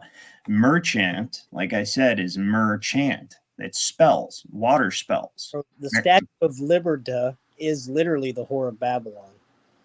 Right. Well, the church, I believe the Vatican is the whore of Babylon, but that's who we are having engaging. That's not we, but Congress is in Congress with the whore of Babylon, because the whore of Babylon, the whole contract law here, I'm going to go, just bear with me for a second. I got this. So we know how they've instituted contract law into all of these countries, right? And how would you say that they were able to do that? Anybody? Nobody? Can you guys hear me? I'm speechless. Like I wouldn't. I can't speak on that subject, Ron. That's why we listen to you, man, because you always have some really good information. Oh, there's no wrong answer. I just wanted to hear your thoughts on it. And I also find that when you ask a question and then give the answer is retained a lot more effectively, because nobody likes to be wrong. So when you're forced to actually search for an answer, when you're given the answer in the future not to be wrong again, you generally soak up the answer. Right. It's a sales technique. But check this out. So it was the banks.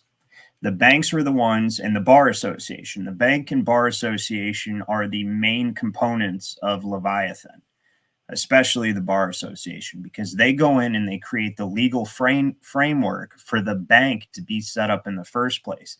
And then as the bank gets the country indebted, and the Bar Association starts changing the laws to reflect that debt.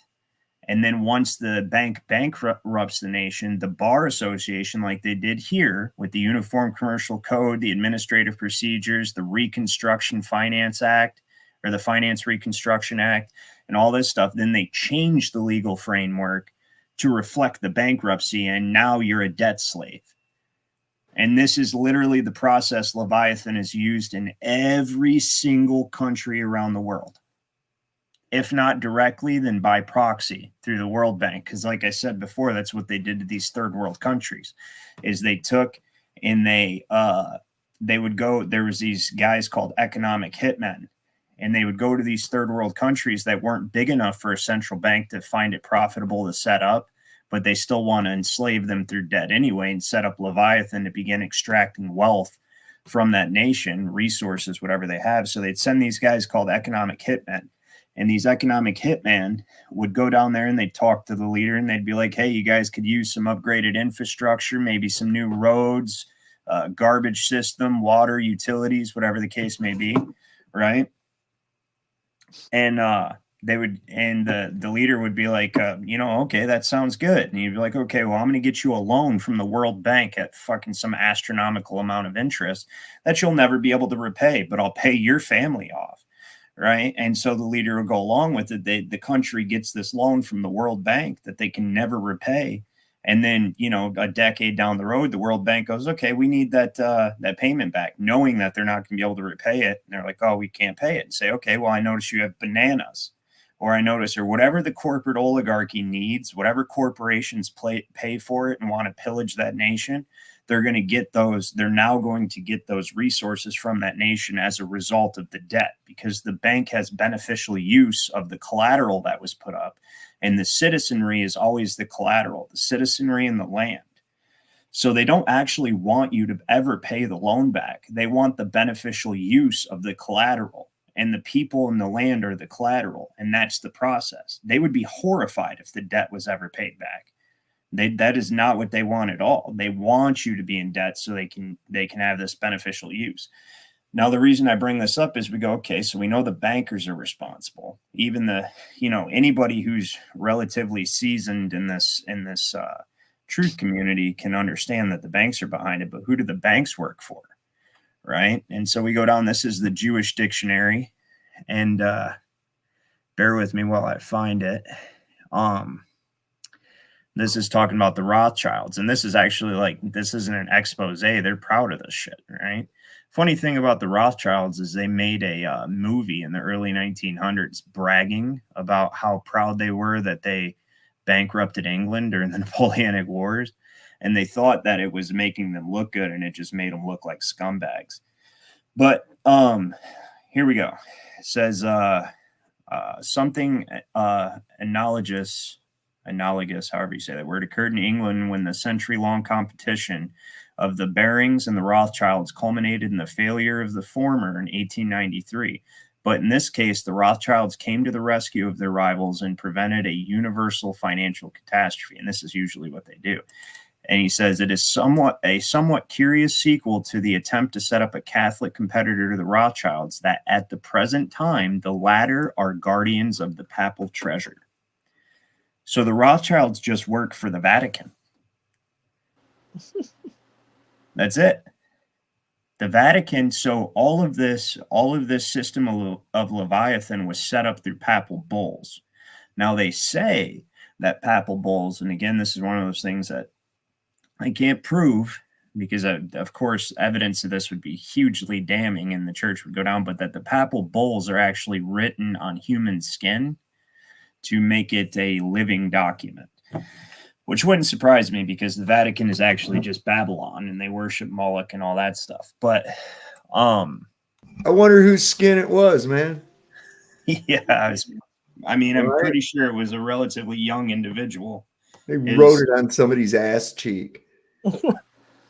Well, it's actually got to be, that's too disgusting for me to even talk about, but it's generally somebody who's not attained to maturity, let's just put it that way. But so the papal, but they got footnotes on the schmuck. That's disgusting. So the papal bull, Dum Diversus, So you had Dum Diversus. Well, first you had Unum Sanctum. So these are the main ones. You had Unum Sanctum that declared everybody in the world to be subject to the Pope for salvation. So the Pope is the vicar of Christ, the one representative of God on earth.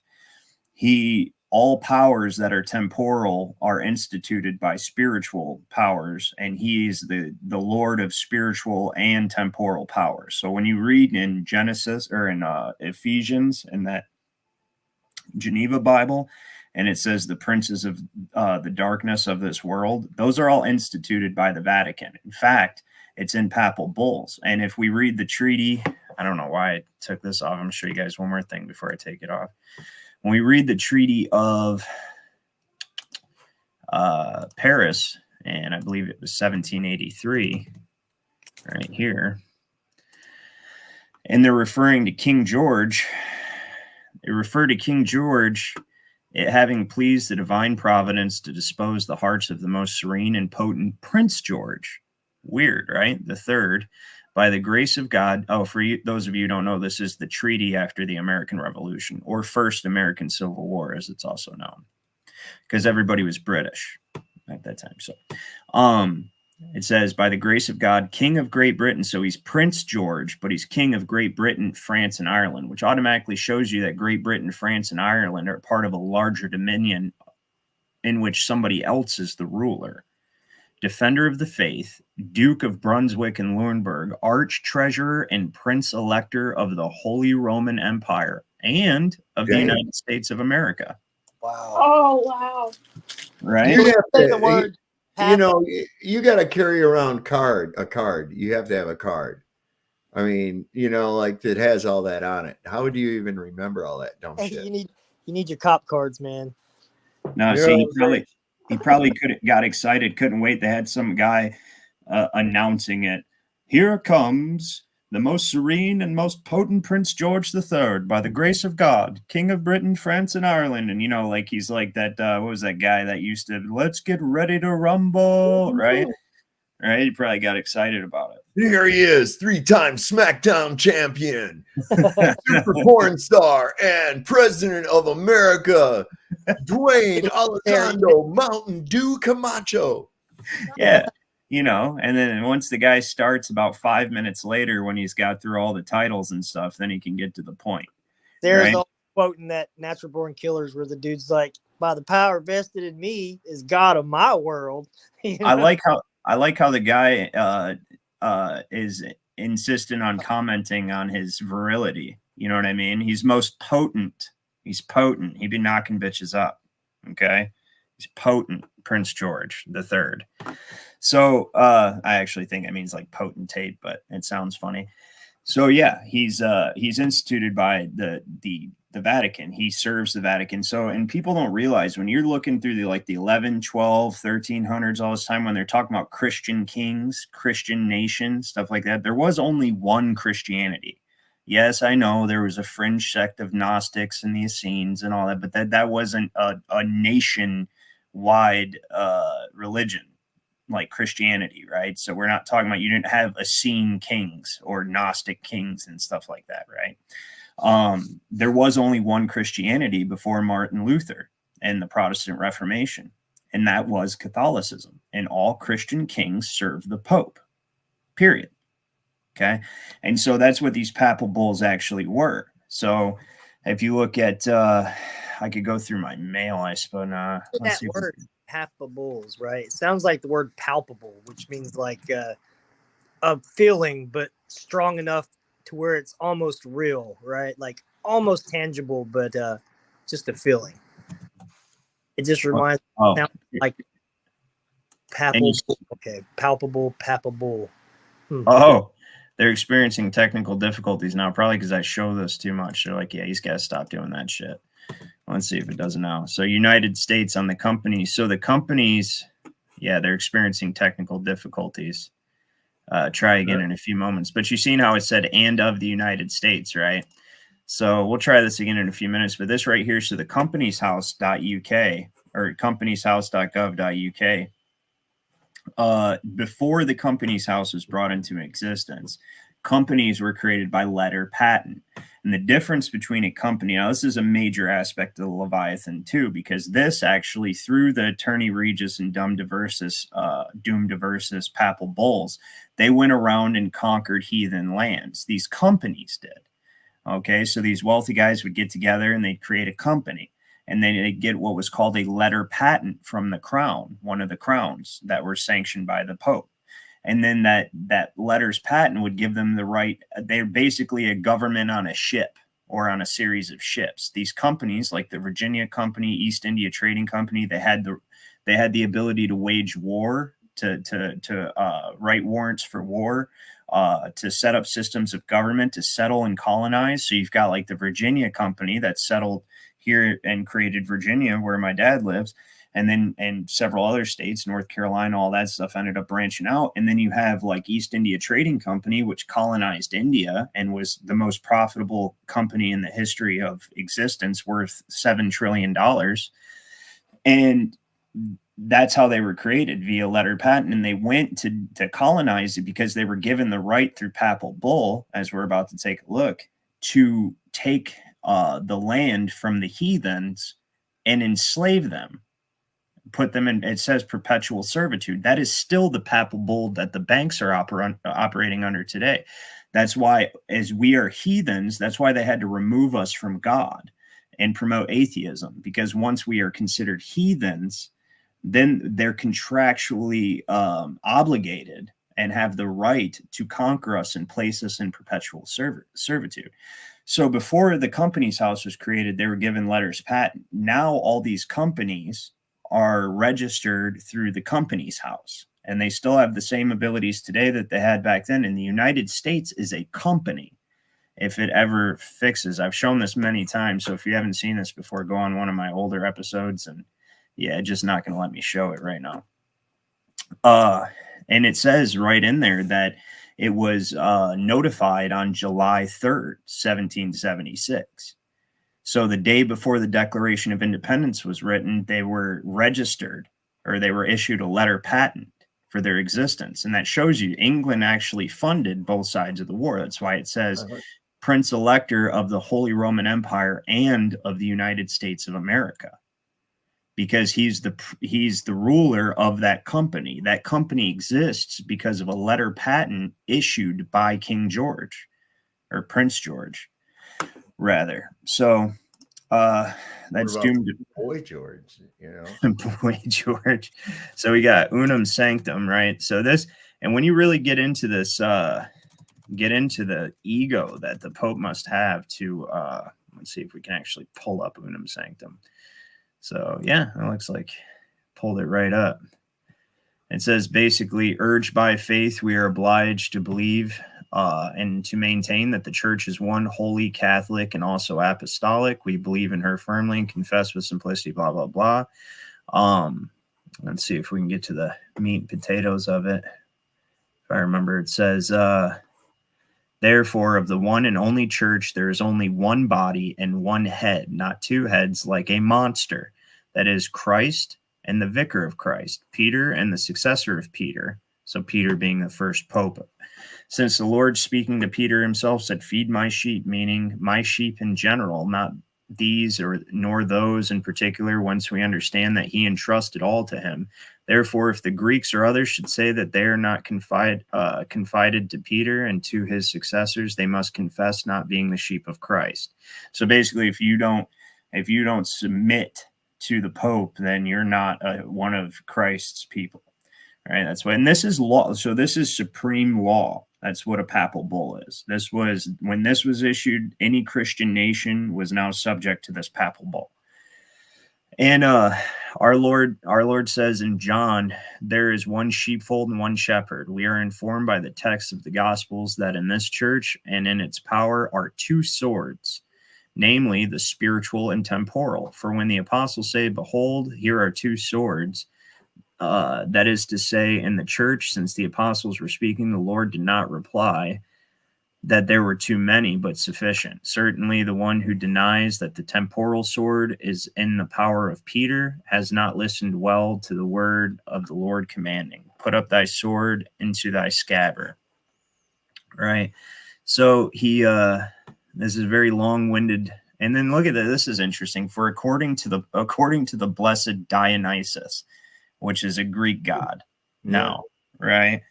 So according to the blessed Dionysus, it is the law of the divinity that the lowest things reach the highest place by intermediaries. Here he goes. Then, according to the order of the universe, all things are not led back to order equally and immediately, but the lowest by the intermediary and the inferior by the superior. Hence, we must recognize that the more clearly that spiritual power surpasses in dignity and in nobility any temporal power whatever, as spiritual things surpass the temporal. This we see very clearly also by the payment, benediction, consecration of the tithes. Make sure you tithe. But the acceptance of power itself, and by the government even of things, right? So basically saying spiritual power is superior to temporal power, and he's the representative of spiritual power. So at the very end, it says, furthermore, we declare, we proclaim, we define that it is absolutely necessary for the salvation that every human creature be subject to the Roman pontiff. There's a long-winded way to say that you guys are all now my bitch, right? As it was. And then we had, if I remember correctly, Doom Diversus was the second one, which expanded upon that. It's not the second one in order, but it's the second one that's building on the Pope's authority over the world. And it basically gives them the right to, let's see if we, oh, that's not even the damn papal bull. We want to actually read the papal bull because, yeah, we don't want the original Latin. That's not going to do us very much good, is it? Doom Diversus is where they can conquer heathen nations and subject them to perpetual servitude. So if we do Doom Diversus and we find the actual... Is this it? Oh boy. Let's see if we can do a Control F on this, because there's only one part in particular. Whoops. Perpetual. And then we'll go down. Where's the other one? There it is.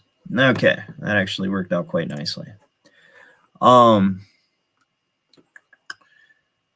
It says, where's the beginning of the sentence? Talk about a run-on sentence, dude. I think this sentence is like 5, 6, 7, 8 lines long in one sentence. It's insane. So it says, That's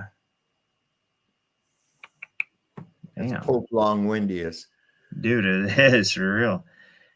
If they prevent unjust attempts, so therefore we consider that those rising against the Catholic faith, I'll show you guys, those rising against the Catholic faith and struggling to extinguish Christian religion must be resisted by the faithful of Christ with courage and firmness, so that the faithful themselves, inflamed by the ardor of faith and armed with courage to be able to hate their intention, not only to go against the intention if they prevent unjust attempts of force, but with the help of God, whose soldiers they are, stop the endeavors of the faithless. We fortified with divine love, summoned by the charity of Christians and bound by the duty of our pastoral office, which concerns the integrity and spread of faith, for which Christ our God shed his blood, because that's what he did. Christ shed his blood so that you could go and slave heathens.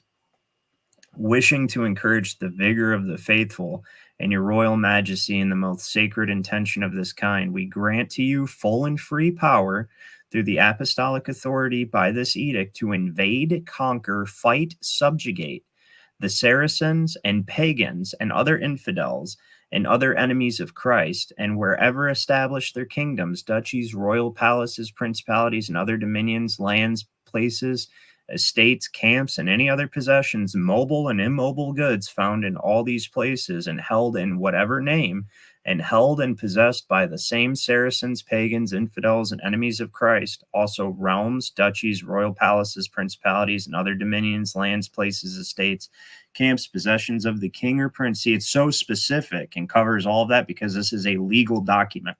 So this is granting permission for these Christian kings to create companies to go do this stuff, which is how we had all of that colonization, right?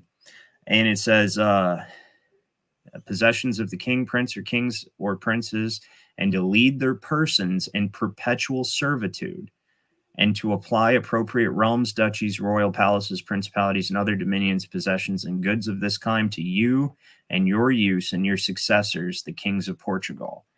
Right? So the king of Portugal is like top dog at this point in time when this papal bull was created, and he was like the what do they call it? The Holy Roman Emperor. So the Holy Roman Empire was created in 800 AD, and Charlemagne was crowned the first emperor. And so the emperor of the Holy Roman Empire, which is the top king, and up until recently was King Carlos, the first of Spain. And I'm talking about right now in the 21st century. Up until a few years ago, he was the Holy Roman Emperor. But that Holy Roman Emperor is still subject to the Pope. And then the Pope's subject to the Black Pope, the Jesuits. And then the Jesuits are subject to the Italian nobility, Black nobility, like the Massimo Farnese, Aldo Rondini. Who else am I? There's a bunch of them with their Italian names. And those are the people that are like directly in contact with Satan. And that's pretty much how that works. So this one, granted the right to enslave everybody, this is still under these and the Attorney Regis, which is the final and third one. This creates the triple crown of Baal, like Balenciaga, Baal. And this is the authority which the bankers use to conquer and enslave the nations. So they just switched their form of warfare. Instead of overtly conquering everybody through the sword, they subversively conquer everybody through debt. And all this stuff is still taking place under the Vatican. You know, George W. Bush, so never forget that the Pope is a political leader. It's not just a religious leader, but he's also the leader of a nation state called the Holy See, Vatican, right? And George W. Bush left the White House and ran out to the tarmac to kiss the fucking ring of the Pope when he came to the United States. All right. Yeah. Make no mistake that this entire Leviathan is completely under the Vatican. So the final boring, long-winded thing I'm going to show you guys. I know this shit's boring, but you guys have to know it. Okay? You have to know it because this is where the authority comes from. Attorney Regis builds on Doom Diversus, right? Is this Angel Fire? And now this one includes the line for perpetual remembrance. That means that no matter, like, this is always in force. And essentially, not going to read all through this, but what this does is just expands on Doom Diversus and creates a coalition between the royalties and how they're supposed to work together and who's the top dog as the emperor among all the monarchs, and how they're supposed to work together and go to the Pope to settle differences and, you know, all come together and conquer the heathen lands, of which they did to the Native Americans, and then they turned us into heathens so they could do the same thing to us. So that little rabbit hole, right? So nice of them.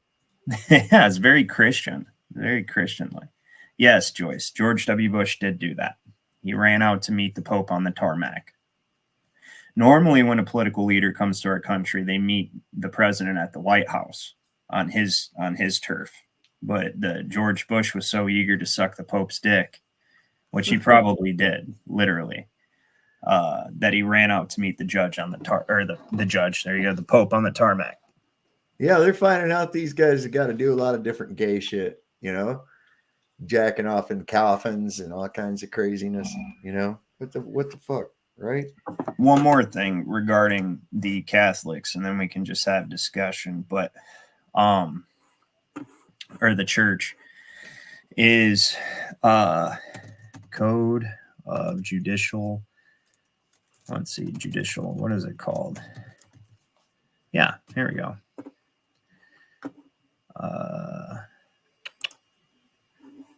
Yeah. No, that's not it. Hold on. Bear with me for a second. There it is. Michigan Code of Judicial Conduct, for instance, right? So let me share my screen real quick. And I'll just share that one because I'm not going to flip through. So judges are not governed by laws. Okay, because this entire commercial court system it's international contract law, maritime law, and all of this Lex Mercatoria Leviathan system is controlled by the Vatican, by the Pope. So all the judges that are administering the bankruptcy, actually, you know what? We will share the window because there's a couple more things. All these judges that are administering the bankruptcy aren't governed by laws. They're governed by canons, like canon law. See? So this is the Michigan Code of Judicial Conduct. It's canons. Canon 1, the judge should uphold integrity and independence of the judiciary. Yeah, fucking right.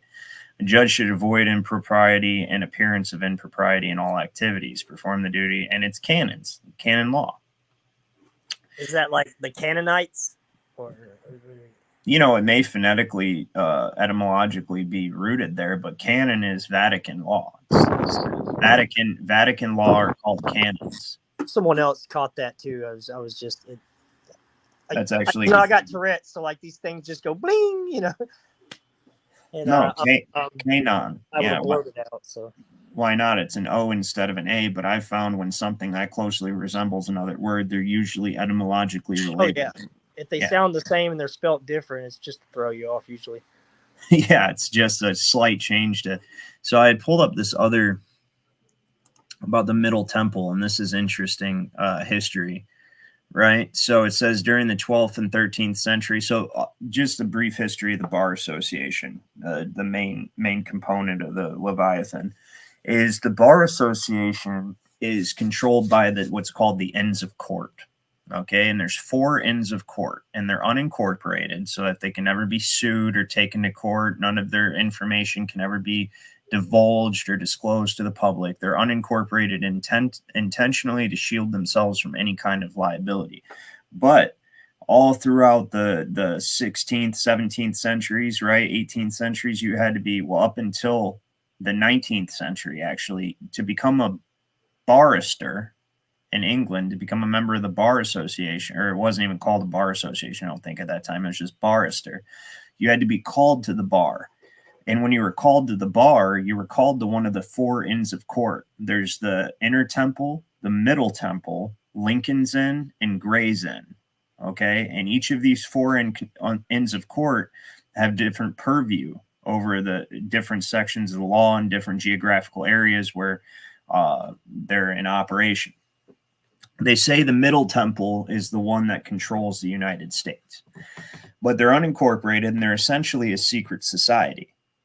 Okay. And this is who and there's American Inns of Court right now. I've actually not looked into it, but I was just reading something about it. Let's see if we can pull it up. American Inns of Court.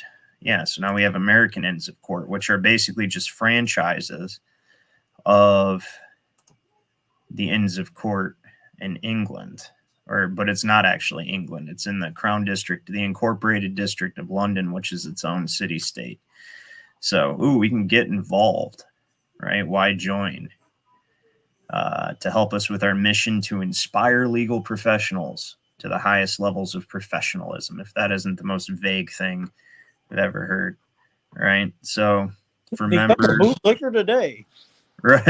Right. We want to be more professional. We want to profess better than we have been professing. We want other people to profess as well. Right. So anyway, back to this thing. So there's American Inns of Court, but this is the only way you could end up becoming part of the Bar Association. Where the hell did I have that? Damn. There it is. Okay.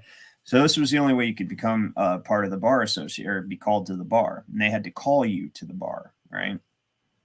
And there was no bar association in this republic, the United States, until there was no American Bar Association until 1878.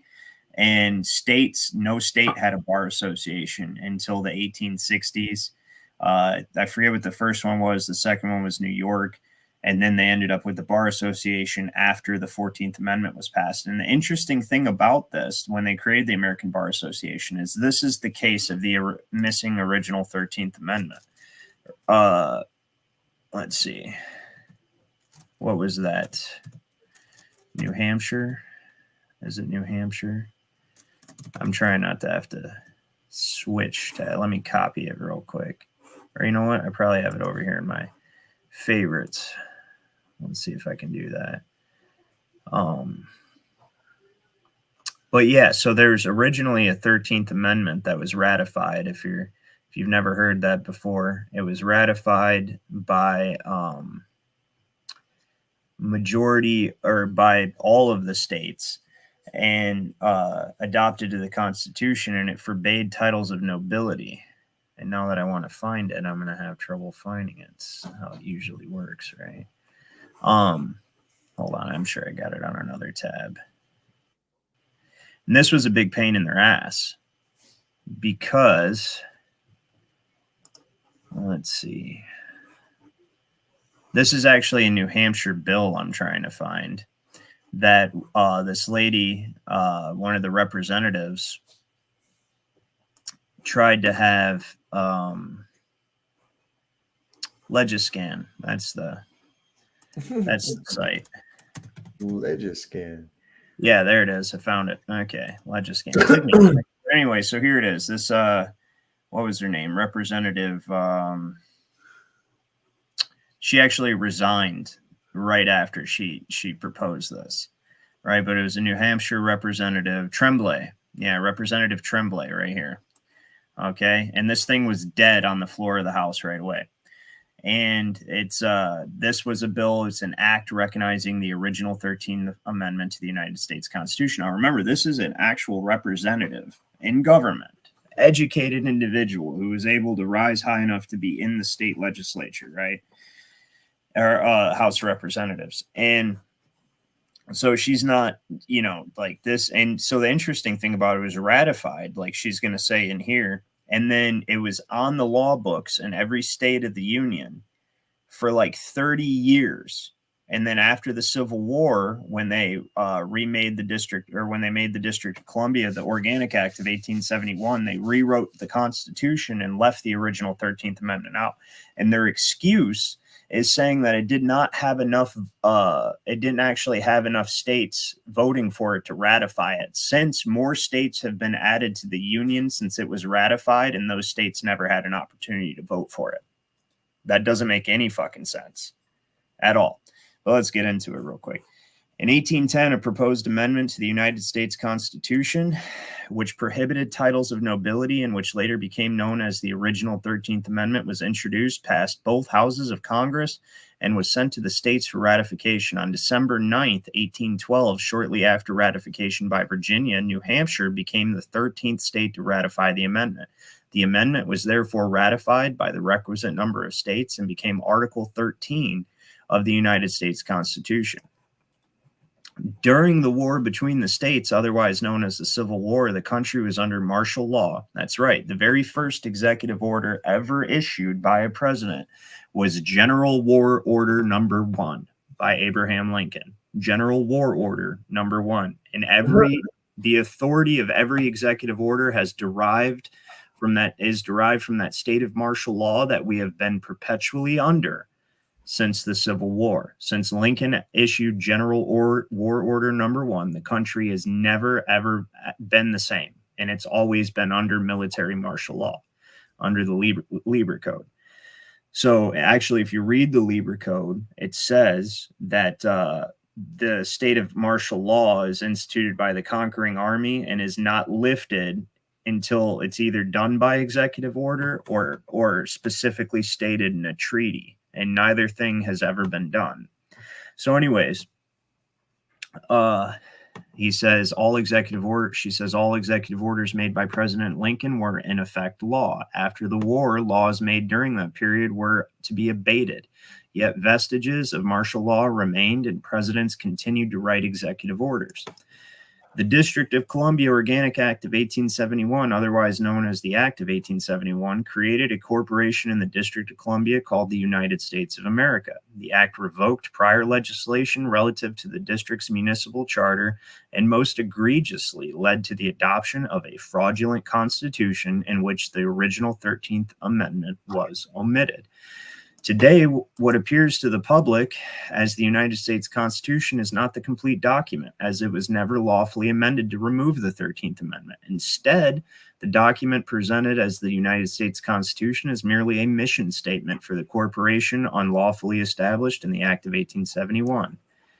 The purpose of this act, the one she's writing right now, is to recognize that the original 13th Amendment, which prohibits titles of nobility, is properly included in the United States Constitution and is the law of the land.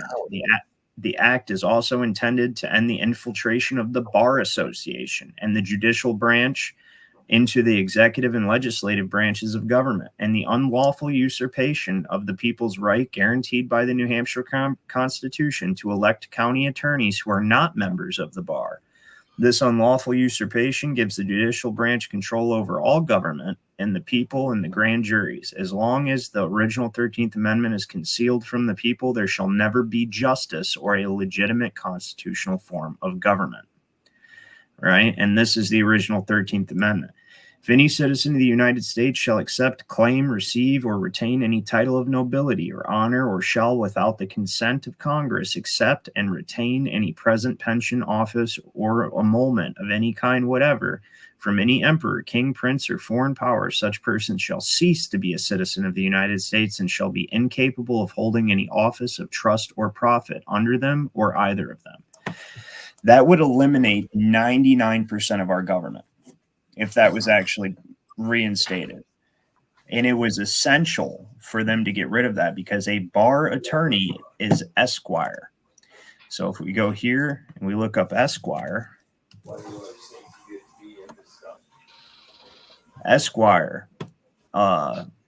hide, a shield, a hide of which shields were anciently made, a shield bearer, armor bearer, a scrutifer, an attendant on a knight, hence in modern times a title of dignity next in degree below a knight. So these guys serve knights, and that's what a bar member is an esquire. Well, that's interesting. What knights do they serve? Well, let's look up Templar.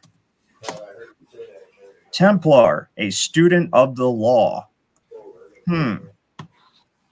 Templars, Knights of the Temple, a religious military order, first established in Jerusalem in favor of pilgrims traveling to the Holy Land. The order originated with some persons who in 1118 devoted themselves to the service of God. And interestingly enough, the Templars and then the Hospitallers worked for the church, right? These orders of knights, and then ultimately became the Jesuits, worked for the church, carrying out the papal bulls of conquering foreign lands. So the esquires served the Templars, who were students of the law, the bar attorneys. So this is where it gets even more interesting. The Inns of Court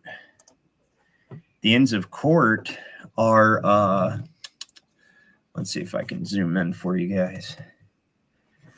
So it says, during the 12th and early 13th centuries, the law was taught in the city of London primarily by clergy, but a papal bull in 1218 prohibited the clergy from practicing in secular courts. So the clergy actually carried out the law. Again, Catholics, this is Leviathan, right?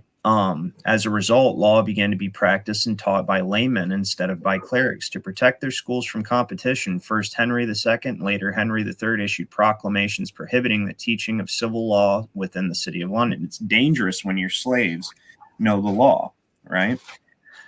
So, right here, we'll skip ahead a little bit. It says they were based in guilds, which in time became the Inns of Court. The Middle Temple was the western part of the temple, which was the headquarters of the Knights Templar until they were dissolved in 1312. Now, where the crown, the temple, the Inns of Court are still in the old Templar building to this day in the International Bar Association, right? And all bar associations are signatories to the International Bar Association, right? So there have been lawyers in the temple since 1320 when they were tenants of Earl of Lancaster, who had held the temple since 1315. And then after the Templars were ousted, it belonged to the Knights Hospitaller, which actually are just the Knights Templar, right? And then they leased the premises to lawyers in 1346, and lawyers from Thavies Inn and Inn of Chancery, which doesn't exist anymore, blah, blah, blah. But the point is, you see right here, the root. So look, the Temple Church consecrated in 1185 still stands as a royal peculiar, an extra diocesan church of the inner and middle temples. Much of the middle temple was destroyed in a fire, blah, blah, blah, damage to the inn, which caused more damage to the inn than the Great Fire of 1666. Blah, blah, blah. But you see right here the direct connection to the church, right? Being started by the clergy of the church and the Christian kings and controlled by the Templars. And then esquires are shield bearers and attendants to knights, and Templars are students of the law. It's all just right here, right in front of everybody. Well, I guess not really. I do a lot of research, but you get the idea. It's there if you want to look it up, right? So what do you guys think of that? Interesting, man. Right. Right now, we're just kind of looking out the window at these unidentified flying orbs that Sarah always sees and tells me to look at. And whenever I look, they just disappear right in front of me. I see them, baby. I see them. She gets so excited. These things just show up. They get super bright. They fly around each other, do weird shit. I thought they were drones at first, but I mean, I literally got one on my channel. I mean, just if you blink your eye, you'll miss it. It just takes off, you know? So I don't know. I don't even get excited when I see them anymore. They're just so common now. But there are like 8 of them just hovering around out here on the tree line. Stalking you guys. All right. So, yeah, the Leviathan is contract law. Contracts are spells. The AI for lawyers is called Spellbook to help them write motions, right? They've got you ensnared as dead corporations, which I've covered in previous shows. You are a dead corporation, whether you like it or not, right? You've been mortgaged. Anything that's mortgaged is considered dead.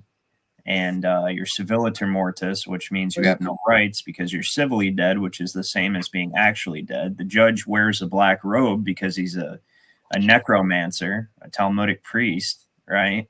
And he's Osiris governing the dead with his little penis that he bangs on the right? The phallus of Osiris. He likes to bang that fucking ball sack down on the it's a Bangkok. Yeah, there you go. You could call a gavel a Bangkok. Yes, you could, because that's what it is. Jesus Christ. Right? And the court is actually a temple and a bank, right? And this is all done through maritime law. It's the beast of the sea, right? That's what it is. It's the law of the sea has been extended inland, which actually, interestingly enough, the Patriot Act it forbids. So it's something to look into. It's called inland piracy. It is. It's inland piracy. So you look at the cop, and the cop goes to pull you over. He's a salvage crew, right? The police department is a salvage crew under maritime law. Mm-hmm. What the hell is that? Is that the moon? Well, up by Front Royal off of I-81. Now, keep in mind, there's no ocean nearby at all, but it's a big inland port, it's called. And it's just trucks. The bright light that you're seeing, Ryan, down on the lower left there, that's not what I'm wanting you to look at. If you can see them, they just disappeared again, but if they show back up, they're pretty damn bright. They just kind of dim up and they get really bright. They'll float around for a minute and then they'll dim out and disappear. Yeah, and there's 2 more right over there. It's the aliens. They're coming. Well, don't forget the earthquake eclipse that's coming. What the fuck was that guy? Why do you say that? Wow. We got the Monday eclipse earthquake coming. What? Yeah, he slipped up. Like, I put something on. Let me see if I can send this to myself. This is pretty funny. You guys will like this. I just Here as soon as I pointed the camera out. Posted it earlier today. Let's see if I can my volume down. Go. I'm going to copy link and go to send it to myself real quick. You guys will think this is funny. So we're going to go send it to my wife. Paste. Send. And then we're going to take a look at this. It's hilarious.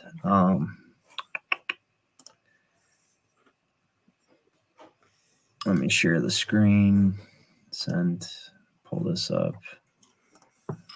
Yeah, this is pretty funny. It's not very long, but you guys will appreciate it. Oh, I guess I got to open it first so I can open the window. Otherwise, you won't hear it. Yeah.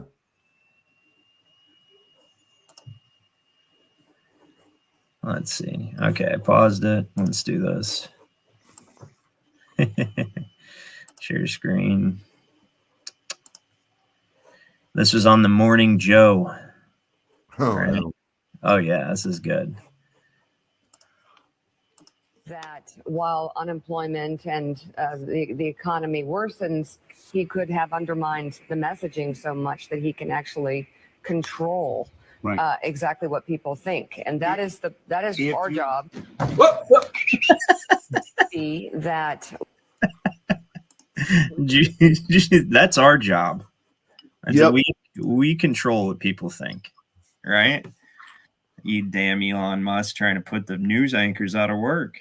Mm-mm. You know what I mean? That's really funny. He's gonna save us, Elon. What is this that you're posting, man? Ryan and the group are missing implications. Okay, we'll take a look at it. Why not? I've pretty much presented what I wanted to for now, so we can have a gander. Yeah, why not? That, how am I gonna copy that? I can't copy it. Can I? No. I'm gonna have to actually go into my YouTube video and watch us for a second. And then, so where are we at? Dave eating his powdered tang with a spoon. Oh, you know what? That's because you're on the Rumble side. Gotcha. I gotta go to Rumble then. Let's do Rumble. I'll go content right here. Okay, comments. There we go. Okay, we'll copy this link. There's a very low-tech way of doing it, but it'll work. Copy the link, send it to myself. We'll see what you're talking about.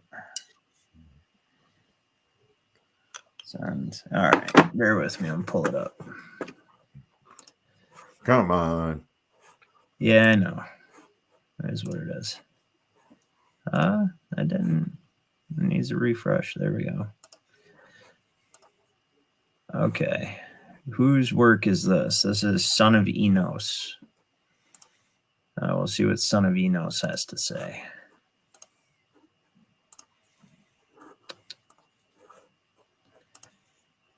This is a viewer submitted video.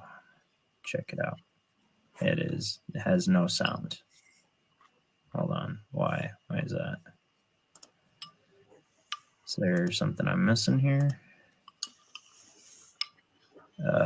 No, we don't want to go there.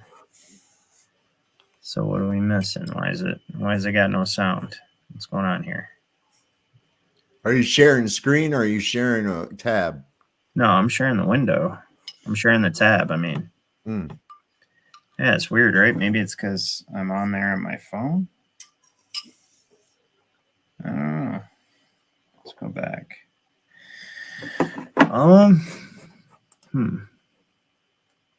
There should be is there a sound bar button? Something? What's going on here?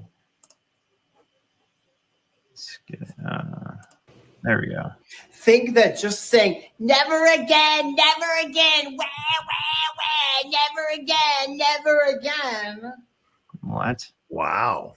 It's some sort of magic spell that protects them from their disgusting, horrible, shitty behavior and their hatred of literally everyone who isn't a Jew.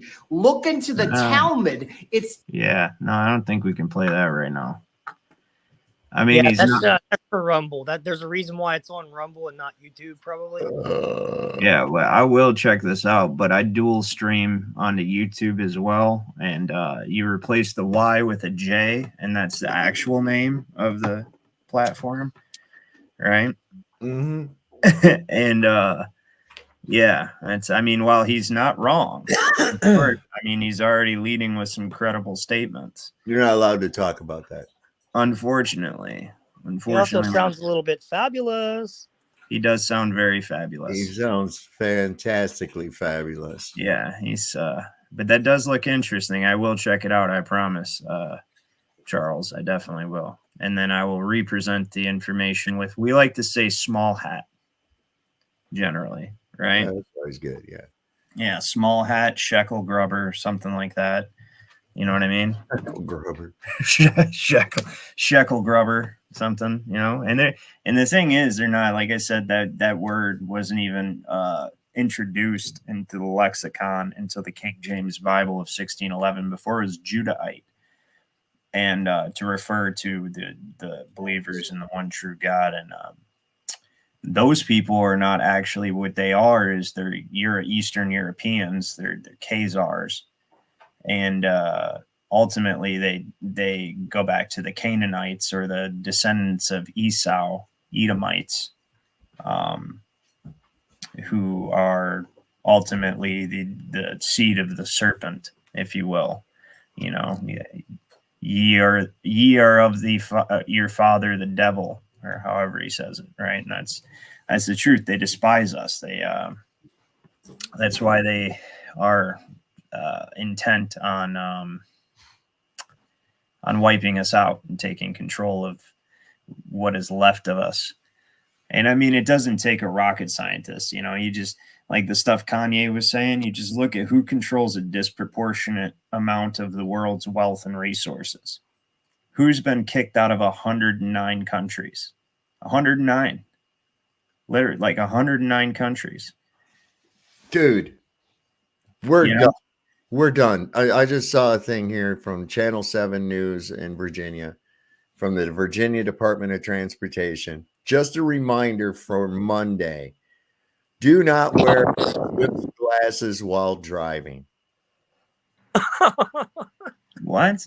No, yeah. You really have to tell people things like this because, I mean, VDOT put out a thing, said do not wear Eclipse glasses while driving. And I think it's weird too, because the Highway 52 here that runs from basically Ironton up towards Springfield, like if we were to take the route and not take Kentucky, it just closed that highway down. And we don't know what for yet. It hasn't disclosed why. Yeah. It just said it's shut down. I think that's what I was going to, there's the thing that describes exactly what's happening. I'm not going to show it, but I'll read it because I'm honestly tired of sharing the screen and not seeing what people say, but I need another screen. But I know I pulled it up. Where is it at? Hey, Ryan, that's the exact reason why we have not live streamed on our channel. We're trying to get, we have another monitor, but we're trying to get everything set up to where we know what people are viewing, because that's my biggest thing. I just can't share a screen and not know what's being shown. You know what I mean? Well, I get so lost in a little vortex of screens, and it confuses the shit out of me, to be honest. I get so caught up in explaining what I'm explaining. People ask questions or they say stuff, and I don't get to it. And then I go back at the end and I read, and a lot of times a person might have asked a question they're not even watching anymore or something. You know, I feel like a dick, but it's what I'm working with right now. So this Deuteronomy 28, 43 through 45, it says, the stranger that is within thee shall get up above thee very high, and thou shalt come down very low. He shall lend to thee, and thou shalt not lend to him. He shall be the head, and thou shalt be the tail. Moreover, all these curses shall come upon thee, and shall pursue thee, and overtake thee, till thou be destroyed, because thou hearkenedest not unto the voice of the Lord thy God to keep his commandments and his statutes, which he commanded thee. And so, like, a lot of times I think that this republic was actually Israel, or was meant to be Israel, like the promised land, and that this is like an entire retelling of the Bible, like the story of this country. And maybe the Bible is just a story that repeats over and over again, you know, after each reset. But that's exactly what happened. Like this country was founded. Anybody who says it's not does not know history. This country was founded on the 10 Commandments in biblical scripture. And it was founded specifically to get away from the Catholic Church and all their bullshit that they were doing. And that's exactly what happened. What this means in basic terms is that basically we'll be infiltrated by the money lenders, and the money lenders will lend to us, and we will not lend to them, and they'll indebt us and then enslave us. And they become the head, we become the tail. And all of this will happen because we didn't stay true to our foundation, which, like James Madison said, is the 10 Commandments. That's exactly what James, I mean, and there's many, many quotes from the founders, but like James Madison said, we've staked the whole future of our new nation, not upon the power of government, far from it. We have staked the future of all of our political constitutions upon the capacity of each of ourselves to govern ourselves according to the moral principles of the 10 Commandments. And I believe it was James Madison that was also asked by somebody, I don't think it ever says who it was that asked him, but he says, what type of government that you've given us is it that you've given us? And he said, a republic, if you can keep it. And George Washington, standing nearby, said, he overheard it, and he said, in order to keep it, every man must know the law.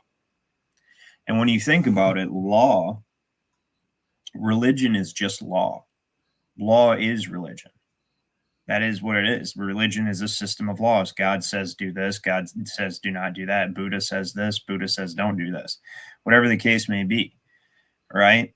And this contract law places man, bankers, merchants in the place of God. It allows these judges, these bar pirate fuckbags, to be God, right? And I don't think there's any organization that I despise more. And that says a lot, because NAMBLA is an organization, right? Yeah. But I don't think there's any organization that I despise more than the Bar Association. I despise these people. They are the most, they're the reason that an organization like NAMBLA can exist. They're terrible. Like if shit hit, well, I can't say that's on the internet, but let's just hope that society doesn't collapse, right? That'd be fucking Mad Max with bar cards on a necklace. You know what I mean?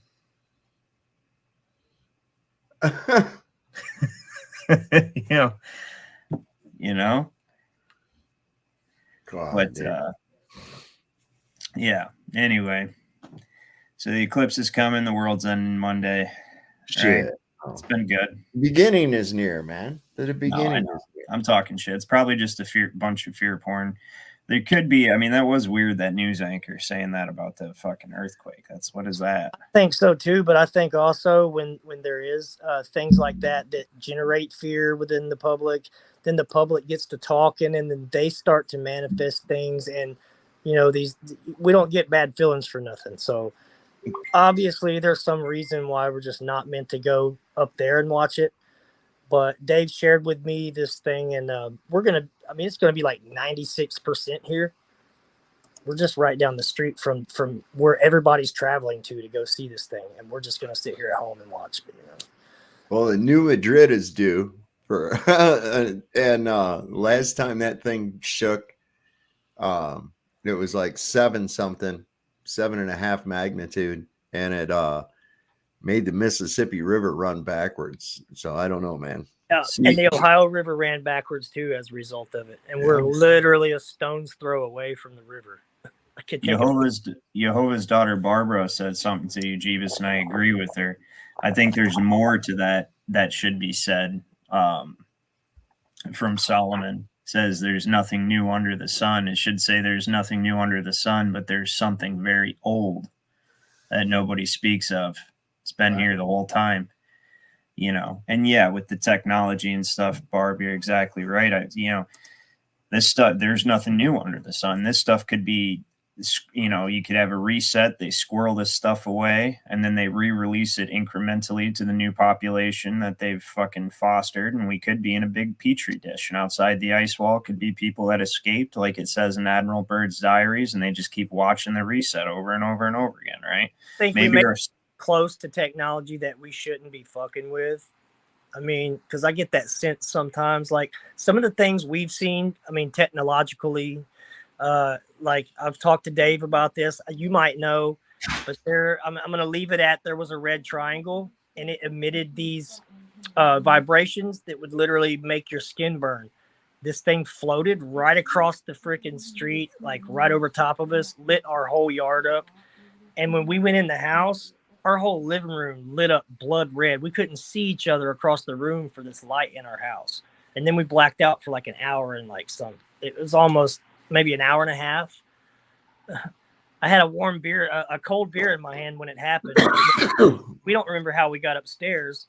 I got a warm beer in my hand and I'm looking at her. She's sitting on the bed. She don't know how she got there. I don't know how I got there. So weird things happen when we encounter these things. We get weird feelings. I get the sense that these orbs, even though they're kind of far away, when they start getting really bright and you draw attention to them, they start dimming out and going away like super quick. There'll be 9 at a time, and then they'll just go away. And then she'll sit and watch out the window, and I'll be watching a movie or something, not paying attention, and then boom, they just start materializing again, and she'll just tap on my shoulder. When she does that, and I look and I don't say a word, they just start materializing like by numbers. But the minute somebody says, look, they start fucking disappearing. And I don't think that's a coincidence at this point. And I don't think they're drones because I've watched them dart off faster than you can blink. And I actually posted a short on my channel of that. I think it's titled Every Night at 3 a.m. or around 3 a.m. Something like that. But you can check it out. The one on the left, you watch the one on the right move slowly away out of frame. And then I'm focusing on the one on the left. And it just shoots to the right real quick and then darts off upward to the left, like super fast. Fast enough to where you can't really see, it's like you can see a train gone. I think they're trying to change reality. I think and I think that's what they keep trying to do. And every time they get close, something hits the reset button. Mm-hmm. You know what I mean? I mean, think about it.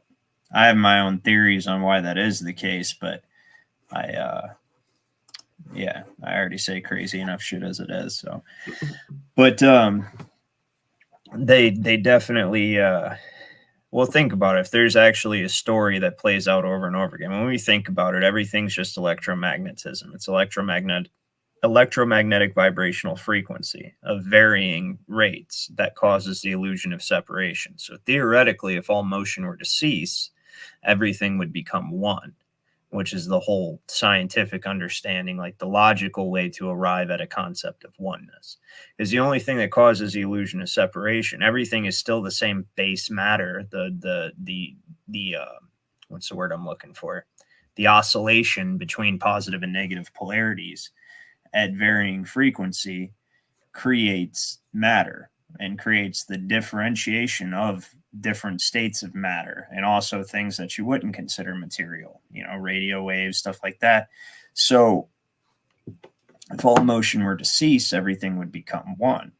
And the implications of this, the significance of this, is that time and space therefore do not exist, right? Time is just a measurement of motion. It's a way to measure motion and feel like we have some semblance of control over an uncontrollable external reality. I think space is how we measure time. Objects, space, mass. Well, I'm not talking about actual space. I'm talking about space, like space between us is an illusion, because the only thing that creates space between one thing and another is the varying degrees of electromagnetic frequency vibration, right? So like if all motion were to stop, everything would amalgamate into one or nothing, however you want to look at it, because is it something or nothing? It can only be something if there's something else to compare it to, or to associate it with. So it'd either be nothing or something, however, or just an infinite something or nothing. It's the same thing. That's where you get to the binary paradox. But since time and space are an illusion, that means that everything that can happen has happened. And everything, everything's happening on some realm or some plane, some frequency of existence. All things are happening simultaneously in a state of oneness or nothingness. So my point in saying this is that the story, or the various potentialities of the story, have already been written, right? Mm-hmm. And they're just playing out in a linear fashion in this dimension, which we call the third dimension. Technically, our consciousness is the fourth dimension because it operates outside of and experiences the third dimension. So it's playing out in a linear fashion in the third and fourth dimensions then, right? So imagine if you lose every single time, and you're going to lose, but you're addicted to the material world, right? Mm-hmm. Maybe that's what they mean by trying to break the firmament, break that highest glass ceiling. As Hillary Clinton said, they're trying to escape the chains, no pun intended, dreamy, right? So, and they're trying to do that by altering reality and putting themselves in the place of God. And that's probably the true nature of what CERN is, But yes, Thoth. They're fucking with magnetic frequencies. I'm never going to believe that they're taking and smashing little microscopic fucking particles of light and shit into each other. That's dumbest shit I ever particles heard. ever actually touch? If they do try to, if they have to, give them that big of a running start, there's obviously a reason they're trying to smash them. Maybe. No, they don't even do it. Things don't ever actually touch. If they did, they have to be messing with frequencies, because the whole concept of a particulated atom is a fantasy. You know what I mean? It's energy that they're messing with frequency. That's definitely what they're doing. And they're doing it right over. So there was a time a while back that particles, waves, fugazi, tomato, well, it's a huge difference. They use particles to describe certain waves, but they're waves. Yeah, but describing something and actually physically taking something that you're using as a description, isolating it, and then moving it off around a big racetrack to smash into another one that you've somehow isolated, and it's dumb. I'm not buying any of it. They're fucking with portals. The goddamn thing looks like a fucking Stargate. If you've ever watched that TV show Stargate, man, this thing is just like that. That's what they're actually doing. There's no smashing particles together. That's ridiculous, man. Right. Exactly. No, it is stupid. Hey, Ryan, I know you want to get back on subject. I got to go, but just because he brought the Stargate thing up, and I know you dabble in certain things, and you might know some things. I've been seeing this symbol on. I saw it on this guy's door, and I'm talking about this was like a freaking $10,000 or more door with this big brass, like a door knocker thing that had his initial on it. And I'm looking for, okay, so the symbol looks like this, okay? So I'm going to show it to you real quick. I got to turn my camera around, so give me just a second. That's interesting. It's the star. I found out it's the symbol to the Stargate Earth. Okay. Oh, apparently he disconnected. Yeah, he'll be back, hopefully. But yeah, that's interesting. Kundalini King says there's thousands of particle accelerators. I demoed one in St. Louis. You'd never know it was there, built in the 60s.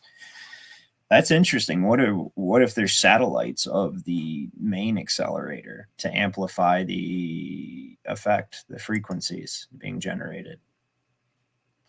I honestly subscribe to the concept of a multiverse. I could see, because the fact that time and space are non-existent, they're human concepts. They're basically our mind trying to label and compartmentalize uncontrollable things. But in reality, objectively, given the true nature of reality, or what we can perceive of it, I mean, as above, so below. the entire nature of reality, electromagnetism. The way you reconcile free will, oh, he's back. The way you reconcile free will with a determined path is that every possible path has been taken, which would lead to the concept of a multiverse. What is that? Okay, that's a cigarette pack. But the symbol that I was telling you about, I don't know when you lost me. I looked and I was backstage. This is a Marlboro symbol, cigarette pack, and it's got this symbol on it. Okay, when I first started smoking these cigs, don't lecture me. This green dot, the green dot was inside this what looks like a pyramid, I guess. It was in this, and then about 2 years later, the green dot was lit up green inside this pyramid, right? And then just about 6 months ago, they changed the pack again, and they made this to where you can feel it, like it's braille, like, you know, it sticks out, it's three-dimensional, and it's raised up above this pyramid now, and it's lit up. It's still lit up green, like it lit up like an eye opening, and then it raised up here. But I saw this symbol on someone's door, and then I started noticing it on people's bumper stickers, and I looked it up, and it's the Stargate Earth symbol, right? Which is real funny because the L and the B on the pack also remind me of something. Two pillars. Yeah, right. And then look, the eye opens up and then it raises above the pyramid. You can look up this particular cigarette. It's called Marlboro NXT, and you can see the older packs. You'll see what they looked like and what they look like now. And it's just odd. I've been smoking these things for like 6 years, and I've watched it change. I'm gonna look that up. Stargate Earth symbol, huh? But we always go to our trusty. I saw this. It was on a Freemason's door, right? Search browser. Stargate Earth. And I mean, this door, it looked very expensive. It was like mahogany oak. It had brass embroidery, and it had this big brass door knocker that looked like this symbol, and it had the guy's last initial. And on his car was Freemason bumper stickers or Freemason, plates and stuff. And I was just like, "What is that? A Freemason thing?" Or, but then I found out it's from the TV show Stargate. It is. That's pretty interesting. Well, here's the thing: is like FBI.vault or vault.fbi.gov. I've got a document that talks about. It says the guy admits it in the document. He says they don't come from other planets as you would think of a planet. They come from other dimensions. So when they say other planets, they're meaning other dimensions. Oh, that makes it even worse, dude. Because look at the wording, right? It says TO inside where the eye is, where the eye that lit up. It says TO, as in regular to menthol, or like from something to something else, like going from one thing to another, one dimension to another, going from one order to a new order. Or I just get this weird sense off the symbolism when I see it, and I know there's something to it. And it's probably all over the products that we consume, like this. Well, there's again, like I said, the original. So we know the power of the word. We know the power of words in general. That was one of the points of this. They choose every word in the contract or in the legal definitions. Those words. If you ever want to know the real definition of a word, don't look at the common usage definition. Always look at the law definition, because the law definition must be etymologically sound in order for it to have power. It cannot be misused, because all these words and sounds come from antiquity, and this form of magic is what we'll call it, even though people will think that's hokey pokey. It is magic. It is sound. Vibrational frequency sound is the foundation of existence, and these words exist from antiquity, and they have specific words have more power than other words, right? So we know the power of the word, but the actual word in John 1, chapter 1 is not word. It's logos. And what you just showed me was a logo, and that expresses the concept perfectly. It's an ideation. It represents a concept. It represents an archetypal concept. And that's how these corporations use lesser magic against us constantly. Well, it's actually a mixture of greater arcana and lesser arcana, because it uses cosmic principles, archetypal principles, and uses them to influence your psychology. And also, we co-create this reality, right? We co-create it.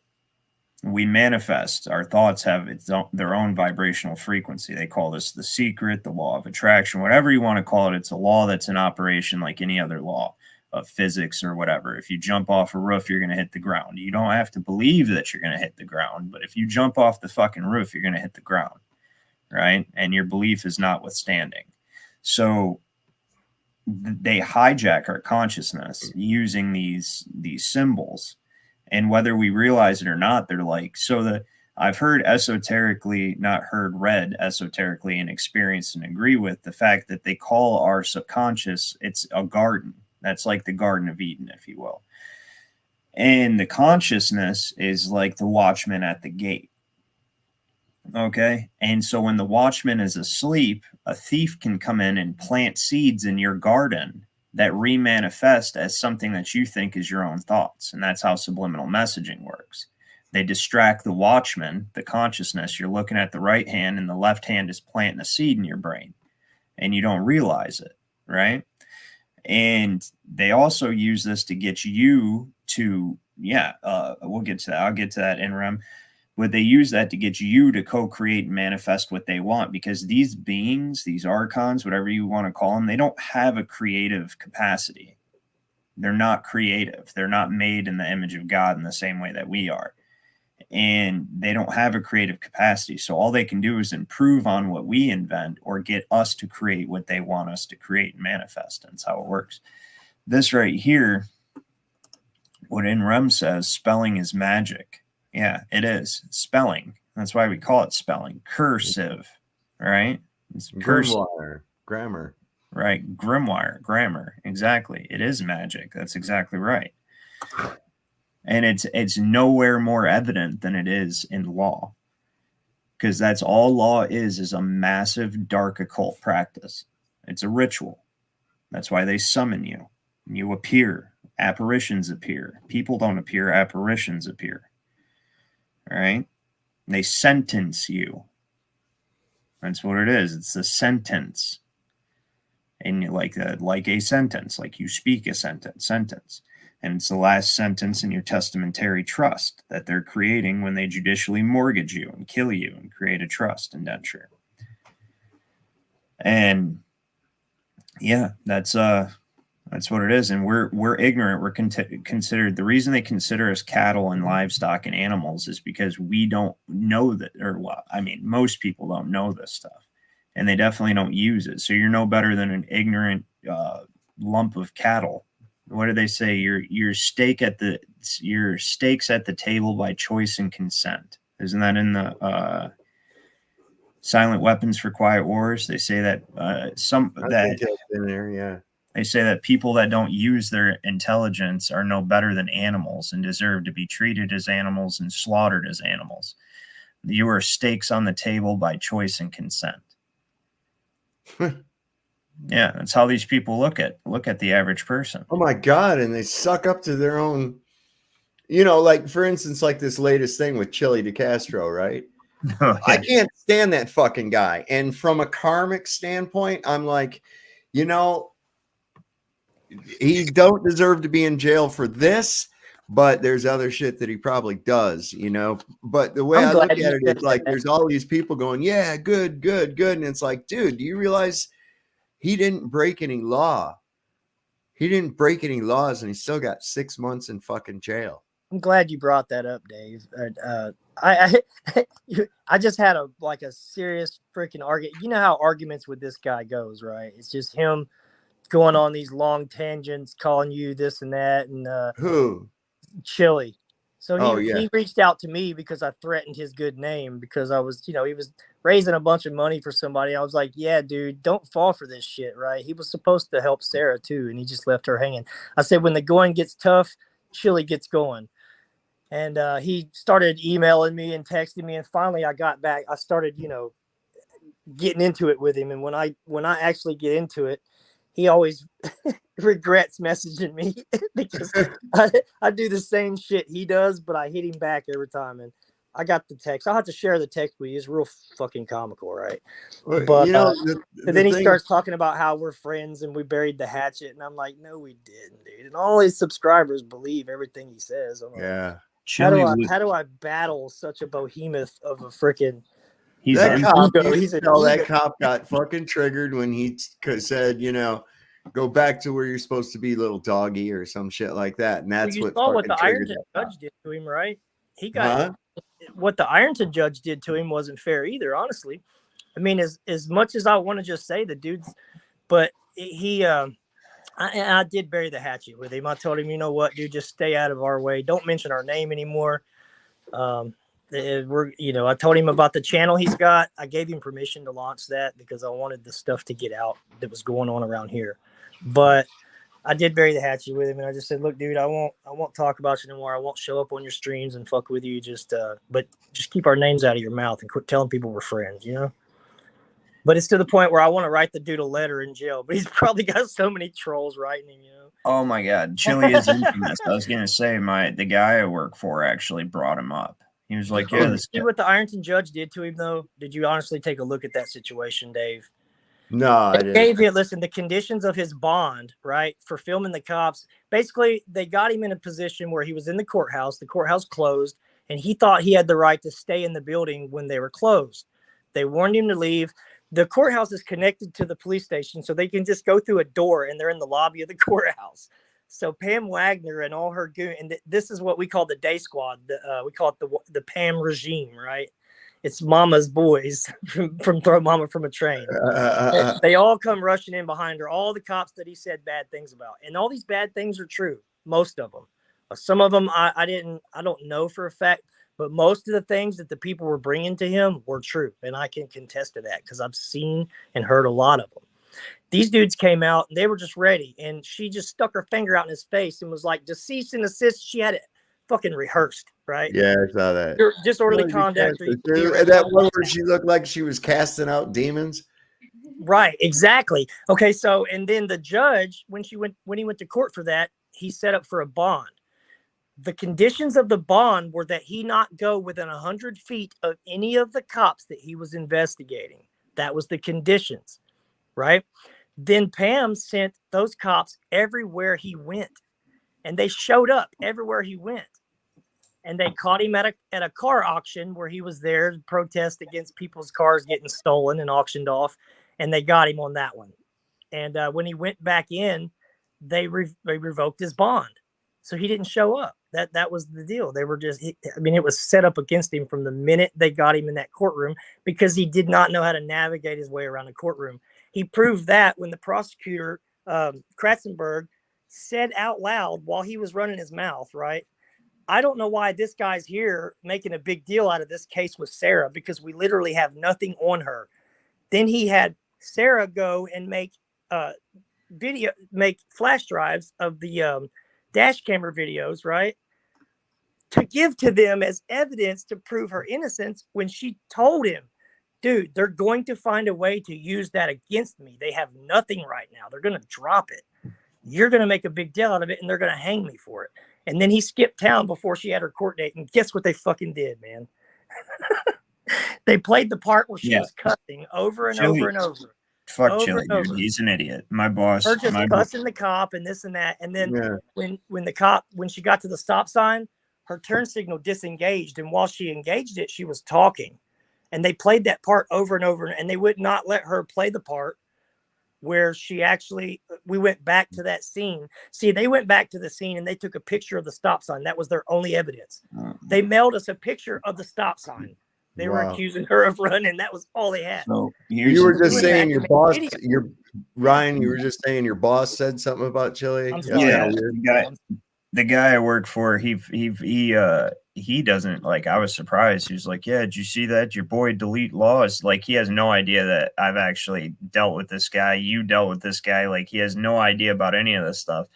And he's like, and he just said it out of nowhere. He's like, "Yeah, your boy got 6 months, right?" And I was like, "My boy?" And he's like, "Yeah, delete laws, blah, blah, blah." And he was just trying to poke fun, like, you know what I mean? Because he knows about the shit I talk about, even though he knows I'm right and stuff. He was just joking. I was like, dude, that guy doesn't know his ass from a hole in the ground. Okay. Right. I said, that guy is an idiot. He actually went into, and this applies to like what you're talking about too. You can't be surprised. You're in their realm. You're in their court. When you give them jurisdiction, they're going to do whatever they want. Yeah, they're not going to play the whole tape. Yeah, he actually tried to plead his case at a bench trial. You understand, a bench trial it can only happen under that military tribunal fucking jurisdiction, the Article 1 talking over the judge during Sarah's preliminary here's the thing, though. What I'm saying is his only hope was to challenge jurisdiction. You're not going to win the case, especially at a bench trial. Bench trial is such a ridiculous concept. The judge is the jury. And who does the judge work for? The municipality that's bringing the charges against you. They've already generated a security. They've sold the security, and now the judge is the jury. You have no hope. Okay? That it was dumb. Why would you even go argue the case? There's your only hope. If you ever end up in their courtroom, you're never going to win by presenting evidence. This isn't court TV. This isn't fucking Law and Order. You're never going to win. That money was going to get him out of the situation. He had all his subscribers donate all that money for the lawyer and stuff, and the lawyer did everything he could. I don't know. He could have done better. And here's the thing: Corpus Juris Secundum, Book 7, under attorneys, it'll tell you right there that the lawyer is an officer of the court. His duty is first and foremost to the court. And when there's a conflict between the duty he owes his client and the interests of justice of the court, the latter is always to yield to the former, or the former is always to yield to the latter, meaning that his duty to the court takes precedence over his duty to the client. And when you have a court-appointed attorney, especially, attorney is never going to get you off, because like we went over this whole episode, a bar pirate is a bar pirate. The word "attorn" means to transfer homage or service from one lord to another. That's his whole point. He's not there to get you off. He's there to negotiate a mutually beneficial, well, not mutually beneficial, but an acceptable deal for you. That's all he's doing.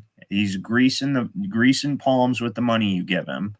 Okay. And he's not going to get you off of your case. He's lubing it up and ramming it on. Yeah, he's going to get you a lesser sentence than you would have otherwise gotten or something. He goes and talks to the prosecutor and be like, hey, this guy gave me like $5,000. Okay. So you got to give me something here. I'm going to get him to plead guilty, but how about we drop it down to this? And the prosecutor's going to be like, I don't know. I'm pretty sure I can get him on this, and be like, yeah, but here's a few $100 or $1,000 or something, right? I'm going to take you out to dinner. This is how it goes. They're just fleecing. Oh, I know. Listen, look at it like this, guys. If you attorn something, you're basically passing the ball, which the ball are the words that you would normally use. We go over this all the time. You're passing it to the attorney, right? And the attorney's ultimately going to shoot for the goal, which is the judge sitting at the front of the freaking court, like the basketball rim right there. When you attorn something, and we go to the old dictionary for this, right? When you attorn something, you turn or transfer homage and service from one lord to another. Okay, so when you hire the attorney, you're giving up, first of all, you're declaring yourself a ward of the court. Right. By hiring an attorney, because attorneys represent incompetence.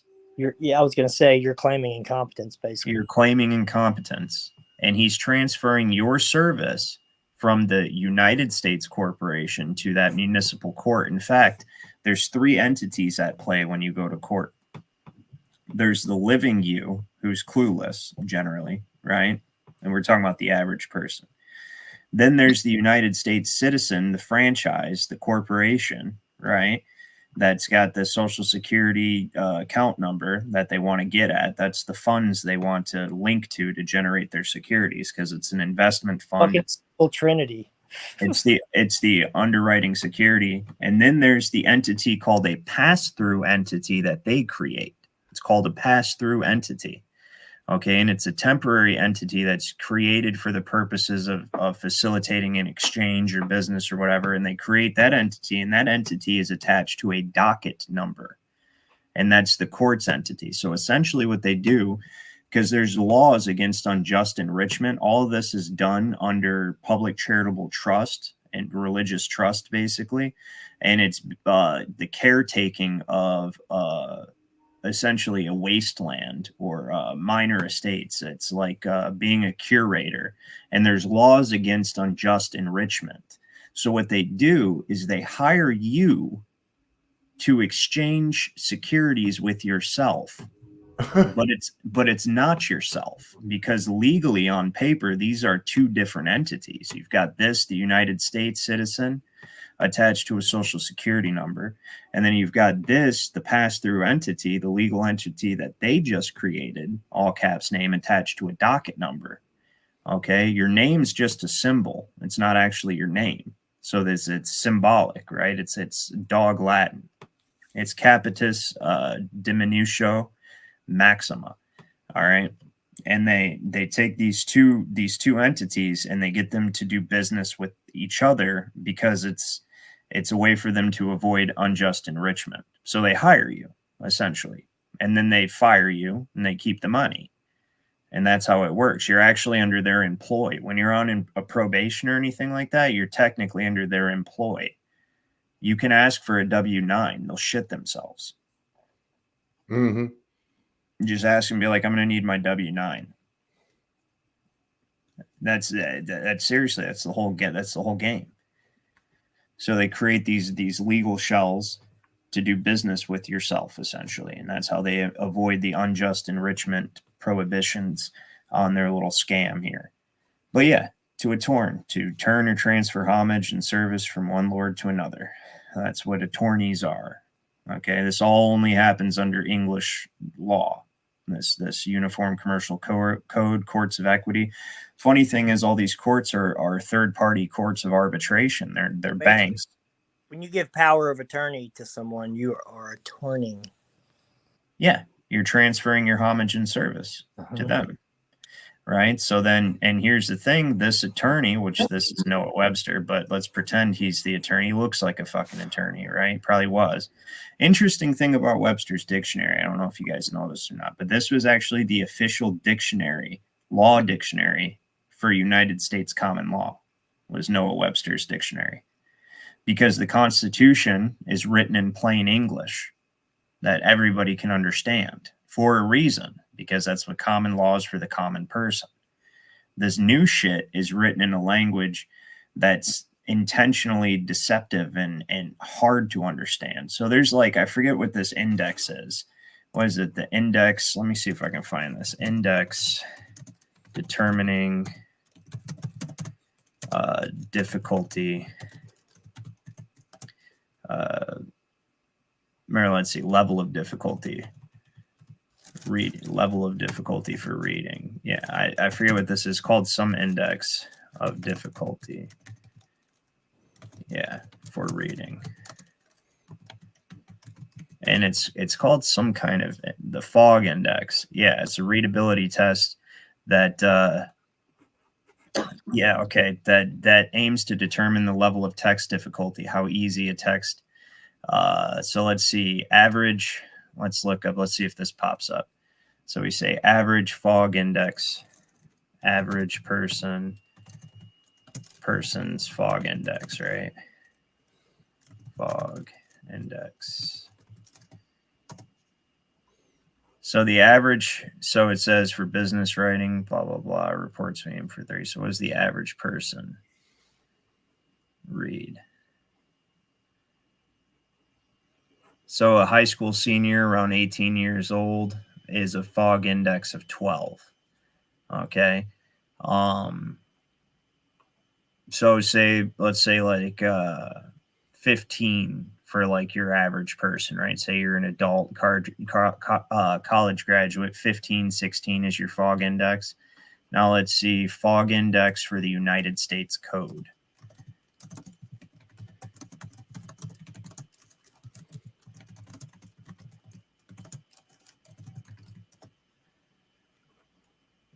See if it even says it. I know what it is because I've seen it before. Yeah, they're probably not going to make it that easy, are they? They said they like to write business stuff at 20, fog index of 20 to 30. That's what it said on the last page. But anyways, look, we aim between, says for business writing, we aim for a fog index of between 20 to 25. So remember this, an 18-year-old An 18-year-old's fog index, his readability is 12, right? That's his readability is 12. And they aim for business writing between 20 and 25. For longer and more technical scripts, such as official reports, we aim for 30 to 35. The United States Code is in the 30s. So the average person graduating high school has a fog index of 12. That's what they can understand. And they have the law written at a fog index of 30 to 35. Right? Is that not a setup for failure or what? Absolutely. And then they say that ignorance of the law is no excuse for breaking it. But yeah, so how am I supposed to know the law if by the time I leave high school, I'm basically illiterate by your standards of writing? You know what I mean? So that's why the I wonder if Yandex will pull it up easier. Let's see. Yandex. And this is what I usually look for everything on, and then I'll bring it over to Microsoft Edge. But this is a non-censored search engine. So let's say United States Code Fog Index.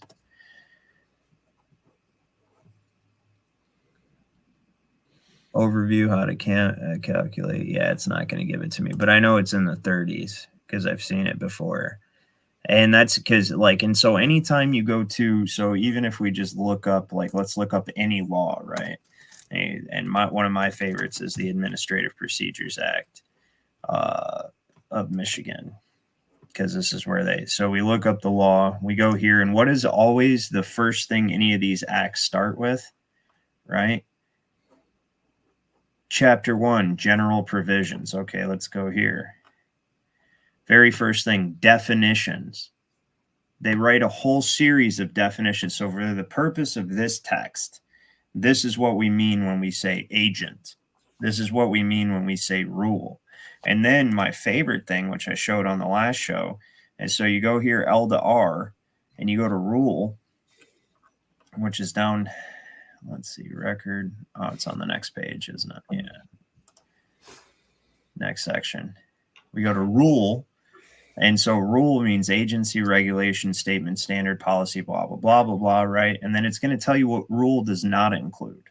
Rule does not include any of the following. And you go down here to this, an intergovernmental, interagency, or intra-agency memorandum, directive, or communication that does not affect the rights or procedures and practices available to the public. So it does not include. How confusing is this? It's a double negative. Just put it simply, I'm telling you guys, it's a double negative. It does not include anything that does not affect your rights and procedures available to the public.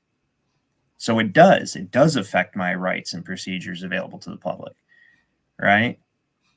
So you cannot not speak. That means you have to constantly speak, right? Right? You cannot not leave. That means leave, because it means you cannot stay. It's a double negative. Rule does not include anything that does not affect, does not. So it says does not. That's a double negative. And that's how confusing this shit is. And you expect somebody to just you know what I mean? Like, how are you ever supposed to understand? You're not supposed to understand it. That's the point. It's Leviathan.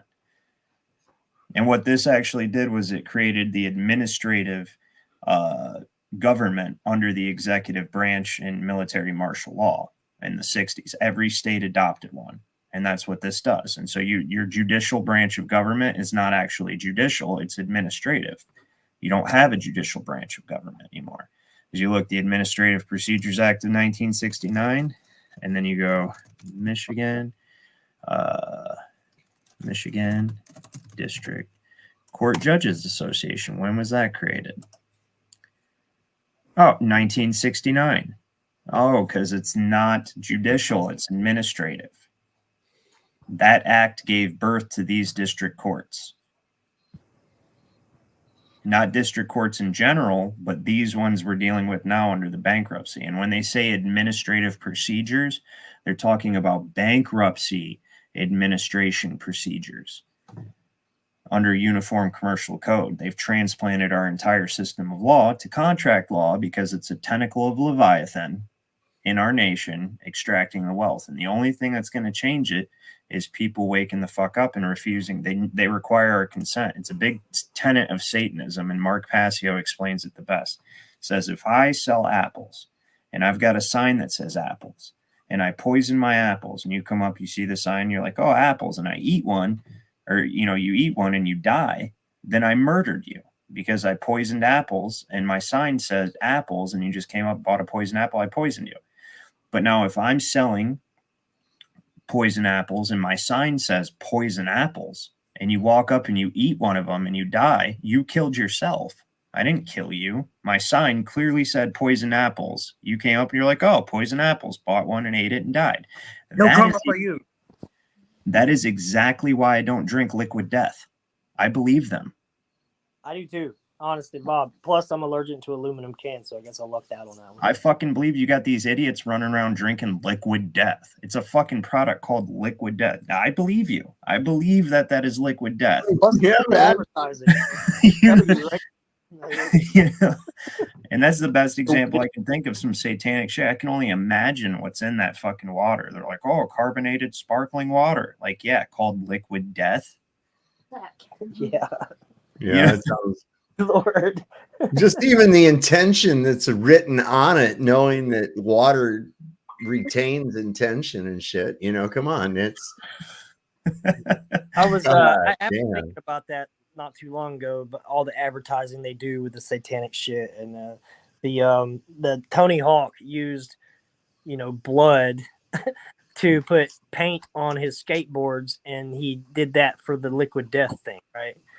Then there's this rapper guy who's openly satanic, by the way. I think now he claims to be a Christian, but it's like a mockery because he still shows the same kind of imagery. It's like mocking Christ and stuff.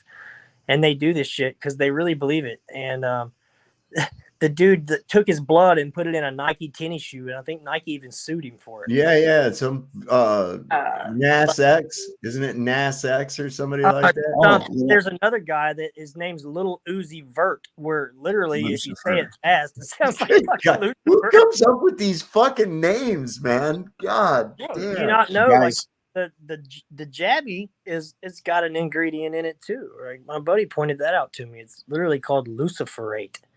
Luciferase. Yeah. It's from a jellyfish.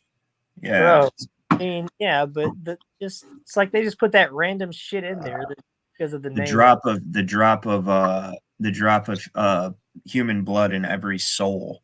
Little Nas X, yeah.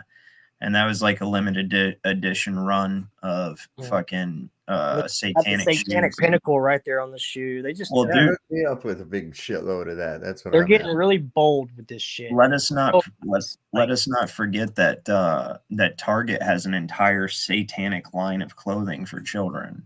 Yeah, based around the transgender movement thing. Right. They're getting bold with this shit. You know what I mean? It's like, yeah, they got that for kids. It's called Wee Tuckers. Oh my God. Yeah. No, they literally do. Yeah. It's serious, right? No, they do. Know. That'd be a good name for it, though. Let's see. You sent me this thing to transgender. Call it you've seen the thing, like they make like underwear briefs, right? And I'm gonna say they're quite comfortable.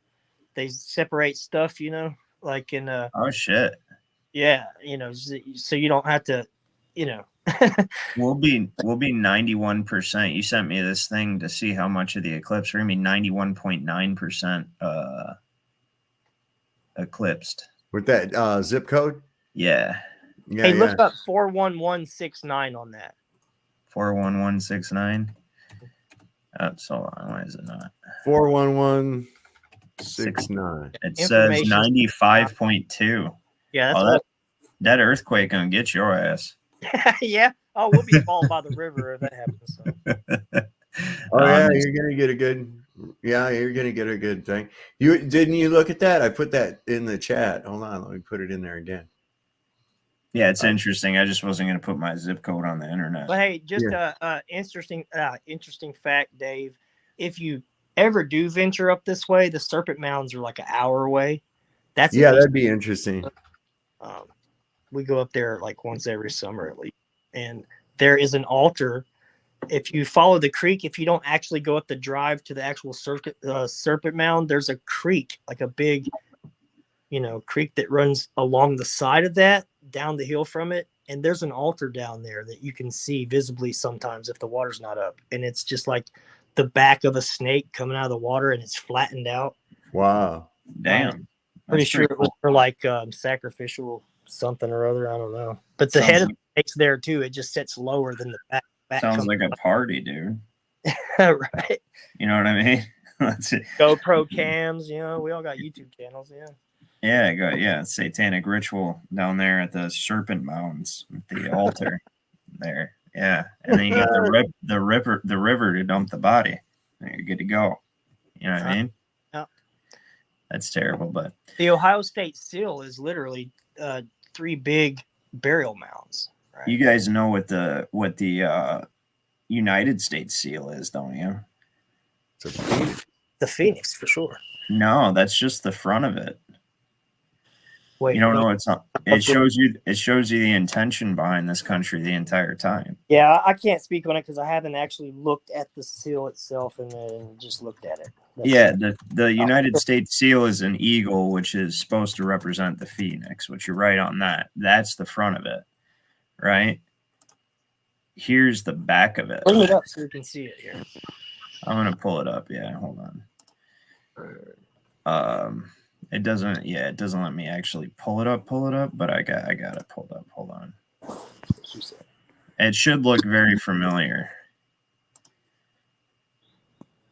So that's actually what they don't show you. This is the front of it. And this is on the back. Wow. And it has been the entire time.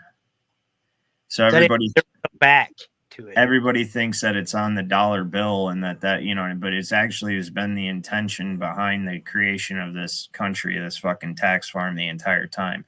So you got to look at the history of it. This is the last thing I'm going to say, and then I'm going to start winding it down. But you got to look at the history of the country. You had the Articles of Confederation, which created the states and was actually impenetrable. So impenetrable because not everybody was in on this whole fucking, create a big tax plantation plan that the elite had. Because the whole idea was to get out from under the church and the monarchies and let the businessmen become the rulers. That's what I think was actually the case, because you couldn't end up being a monarch if you were related, unless you were directly in line for the throne. You were never going to be on the throne. You're going to be an earl or a duke or something and still be a servant. And everybody was under the thumb of the church. So they wanted to come over here and create a place where the businessmen could become the kings, could become the rulers, right? And that's what we end up with today. That's where we're at. So, but not everybody was down with that. So like Thomas Jefferson was a real patriot. You know what I mean? Thomas Paine, Patrick Henry, these guys were real actual patriots, and they were against the drafting of the Constitution. The Articles of Confederation were perfect in design, and the reason that they drafted the Constitution behind closed doors without the knowledge of the public, that the public wasn't allowed to know what was being discussed. They had armed sentries outside of the Constitutional Convention to prevent anybody from eavesdropping. Okay. And nobody knows what was discussed at the Constitutional Convention exactly to this day. And the only records of it were released 60 years later in James Madison's diaries, right? And those were thoroughly sanitized. So here's the thing, is the Articles of Confederation were perfectly fine. We had 8 presidents under the Articles of Confederation, at least 8. There might have been more. And then even in the letter from George Washington to the President of Congress, when the Constitution was first ratified, right before he took office as first president of the Constitution, he refers to the President of Congress as Your Excellency. George Washington does, right? And he's telling him, like, yeah, we're changing over to this. So Thomas Jefferson went off on a trip, diplomatic mission to Tripoli to deal with some pirates, right? And while he was gone, they waited till he left. And then they ratified the Constitution. They pushed it through the states. It was a lot like the Patriot Act, the way they did it, right? And they didn't allow discussion on it or anything like that. It's like, you're going to fucking adopt this Constitution. Well, it was because the Articles of Confederation gave too much autonomy to the states as their own nations. which they retained all the way up until the Civil War anyway. And it didn't provide for a strong enough federal government for them to centralize the borrowing power and the debt in order to monetize the labor of the people in each of the states. And that was the ultimate goal the entire time. Makes me feel like time travel is actually real and some kind of fucking time travel orchestrated this whole shit. But that's crazy, right? Because this has been carried out with such precision over such a long period of time. And you can see the intent in acts that were passed fucking 40 years before the next step, yet the next step fit perfectly in lockstep with the previous act. You know, like making corporations persons before ratifying the 14th Amendment that calls everybody persons and turns everybody into United States corporation subjects, right? Which I cover in a previous episode. If you haven't watched it, watch it. I go in depth on that and prove it. I don't just say shit, I prove it. And no lawyer can prove me wrong either. I will take on any fucking lawyer, any bar pirate that wants to come for the belt. You can come for it, right? So, and anyways, so the Articles of Confederation were too so they ended up doing this ratification of the Constitution without the consent of the public. Everybody was against it. The public was largely against it. And many of the founders were against it because it created too strong of a federal government. That's why we chain that up with boundary stones in the District of Columbia. There's boundary stones all around the 10-mile square of the District of Columbia, like a cage. And this is where it's supposed to stay. This is the only place Congress has jurisdiction. So Thomas Jefferson comes back and he's like, what the fuck did you guys do? He's like, if we don't get a Bill of Rights amended to this Constitution immediately, then you just fought that bloody war for no reason. You lost your sons, your husbands, your fathers for no fucking reason at all if you don't get a Bill of Rights amended to this Constitution. So Patrick Henry, Thomas Paine, and Thomas Jefferson went around all the states and started rallying the people to have a Bill of Rights amended to the Constitution, and they were successful. And that Bill of Rights has been the only thing that has kept these banker bastards and the Bar Association at bay, well, and the 13th Amendment up until the Civil War, because that's why the Bar Association comes in after the Civil War. They had to get rid of that original 13th Amendment. But it shows you the intention the entire time, the way they rushed to hurry up and change the form of government after they had already set up a government, was because the intention the entire time behind this nation, the secret destiny of America, was to standardize debt slavery across the world. That was the real purpose of this country. And it's been largely successful. And it's right on the back of the Novus Ordo Seclorum, right on the back of our seal, New Order of the Ages, New World Order. Annuit Coptus, which means God favors our endeavors. Yeah, what God? Which one? Right, That's God is a title. Yeah, it's a title. And not only that, but it says, in God we trust. And it is talking about the deity, the creator. But what it's also talking about is not trust like we trust in God, but it says that this trust, this agreement, this contract is made under God, and you are under a trust indenture. And that's actually what the in God we trust means. It means this agreement is sanctioned by God. That which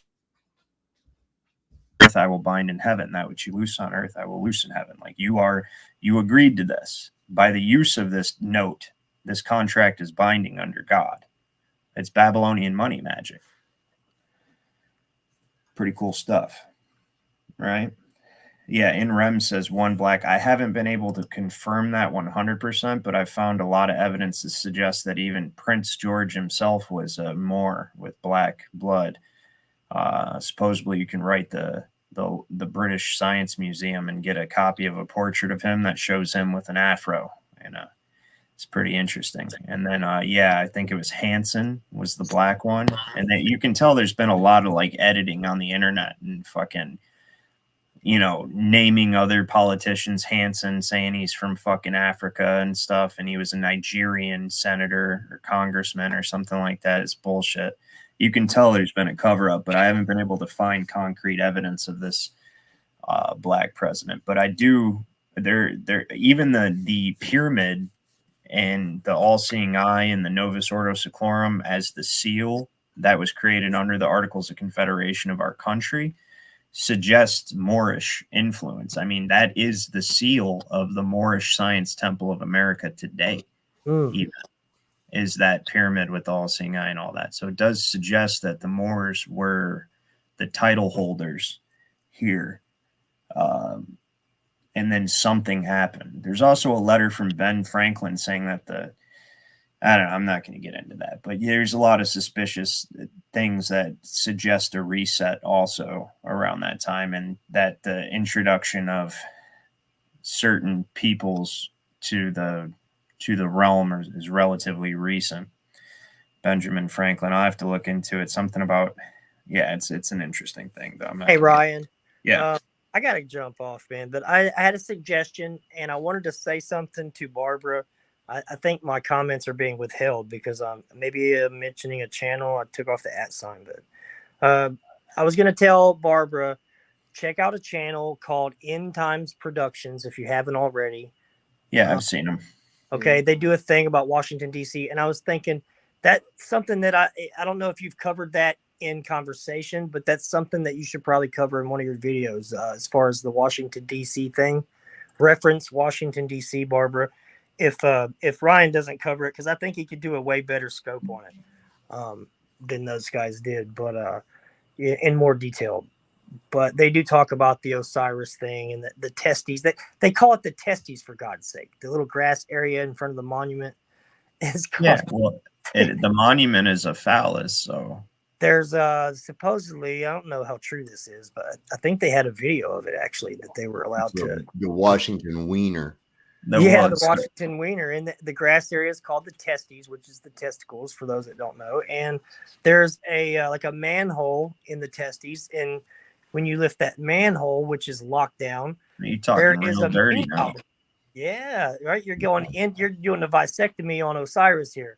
There's a mini obelisk in there, right? And under that is the Holy Bible, right? So that is interesting. I'm gonna have to look into that.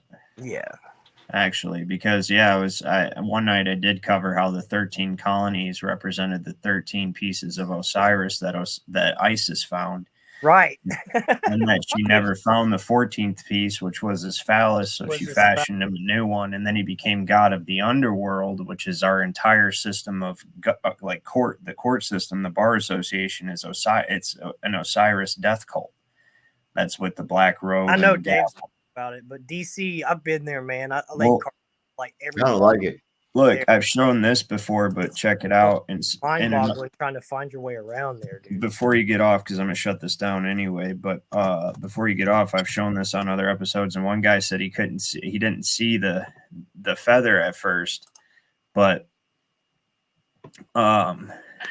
speaking of Osiris, so if you know the rest of the tale of Osiris, that after he was resurrected, he became god of the dead, right? Right, the underworld. And the underworld, and he governs in the hall of truth. And when the Egyptians died, according to their mythology, they had to pass through the hall of truth and be judged by Osiris and 42 other judges. And what Osiris would do was take the heart of their soul out and place it on a scale next to the feather of truth, right? So check this out. This is the IRS logo. All right, you see it here?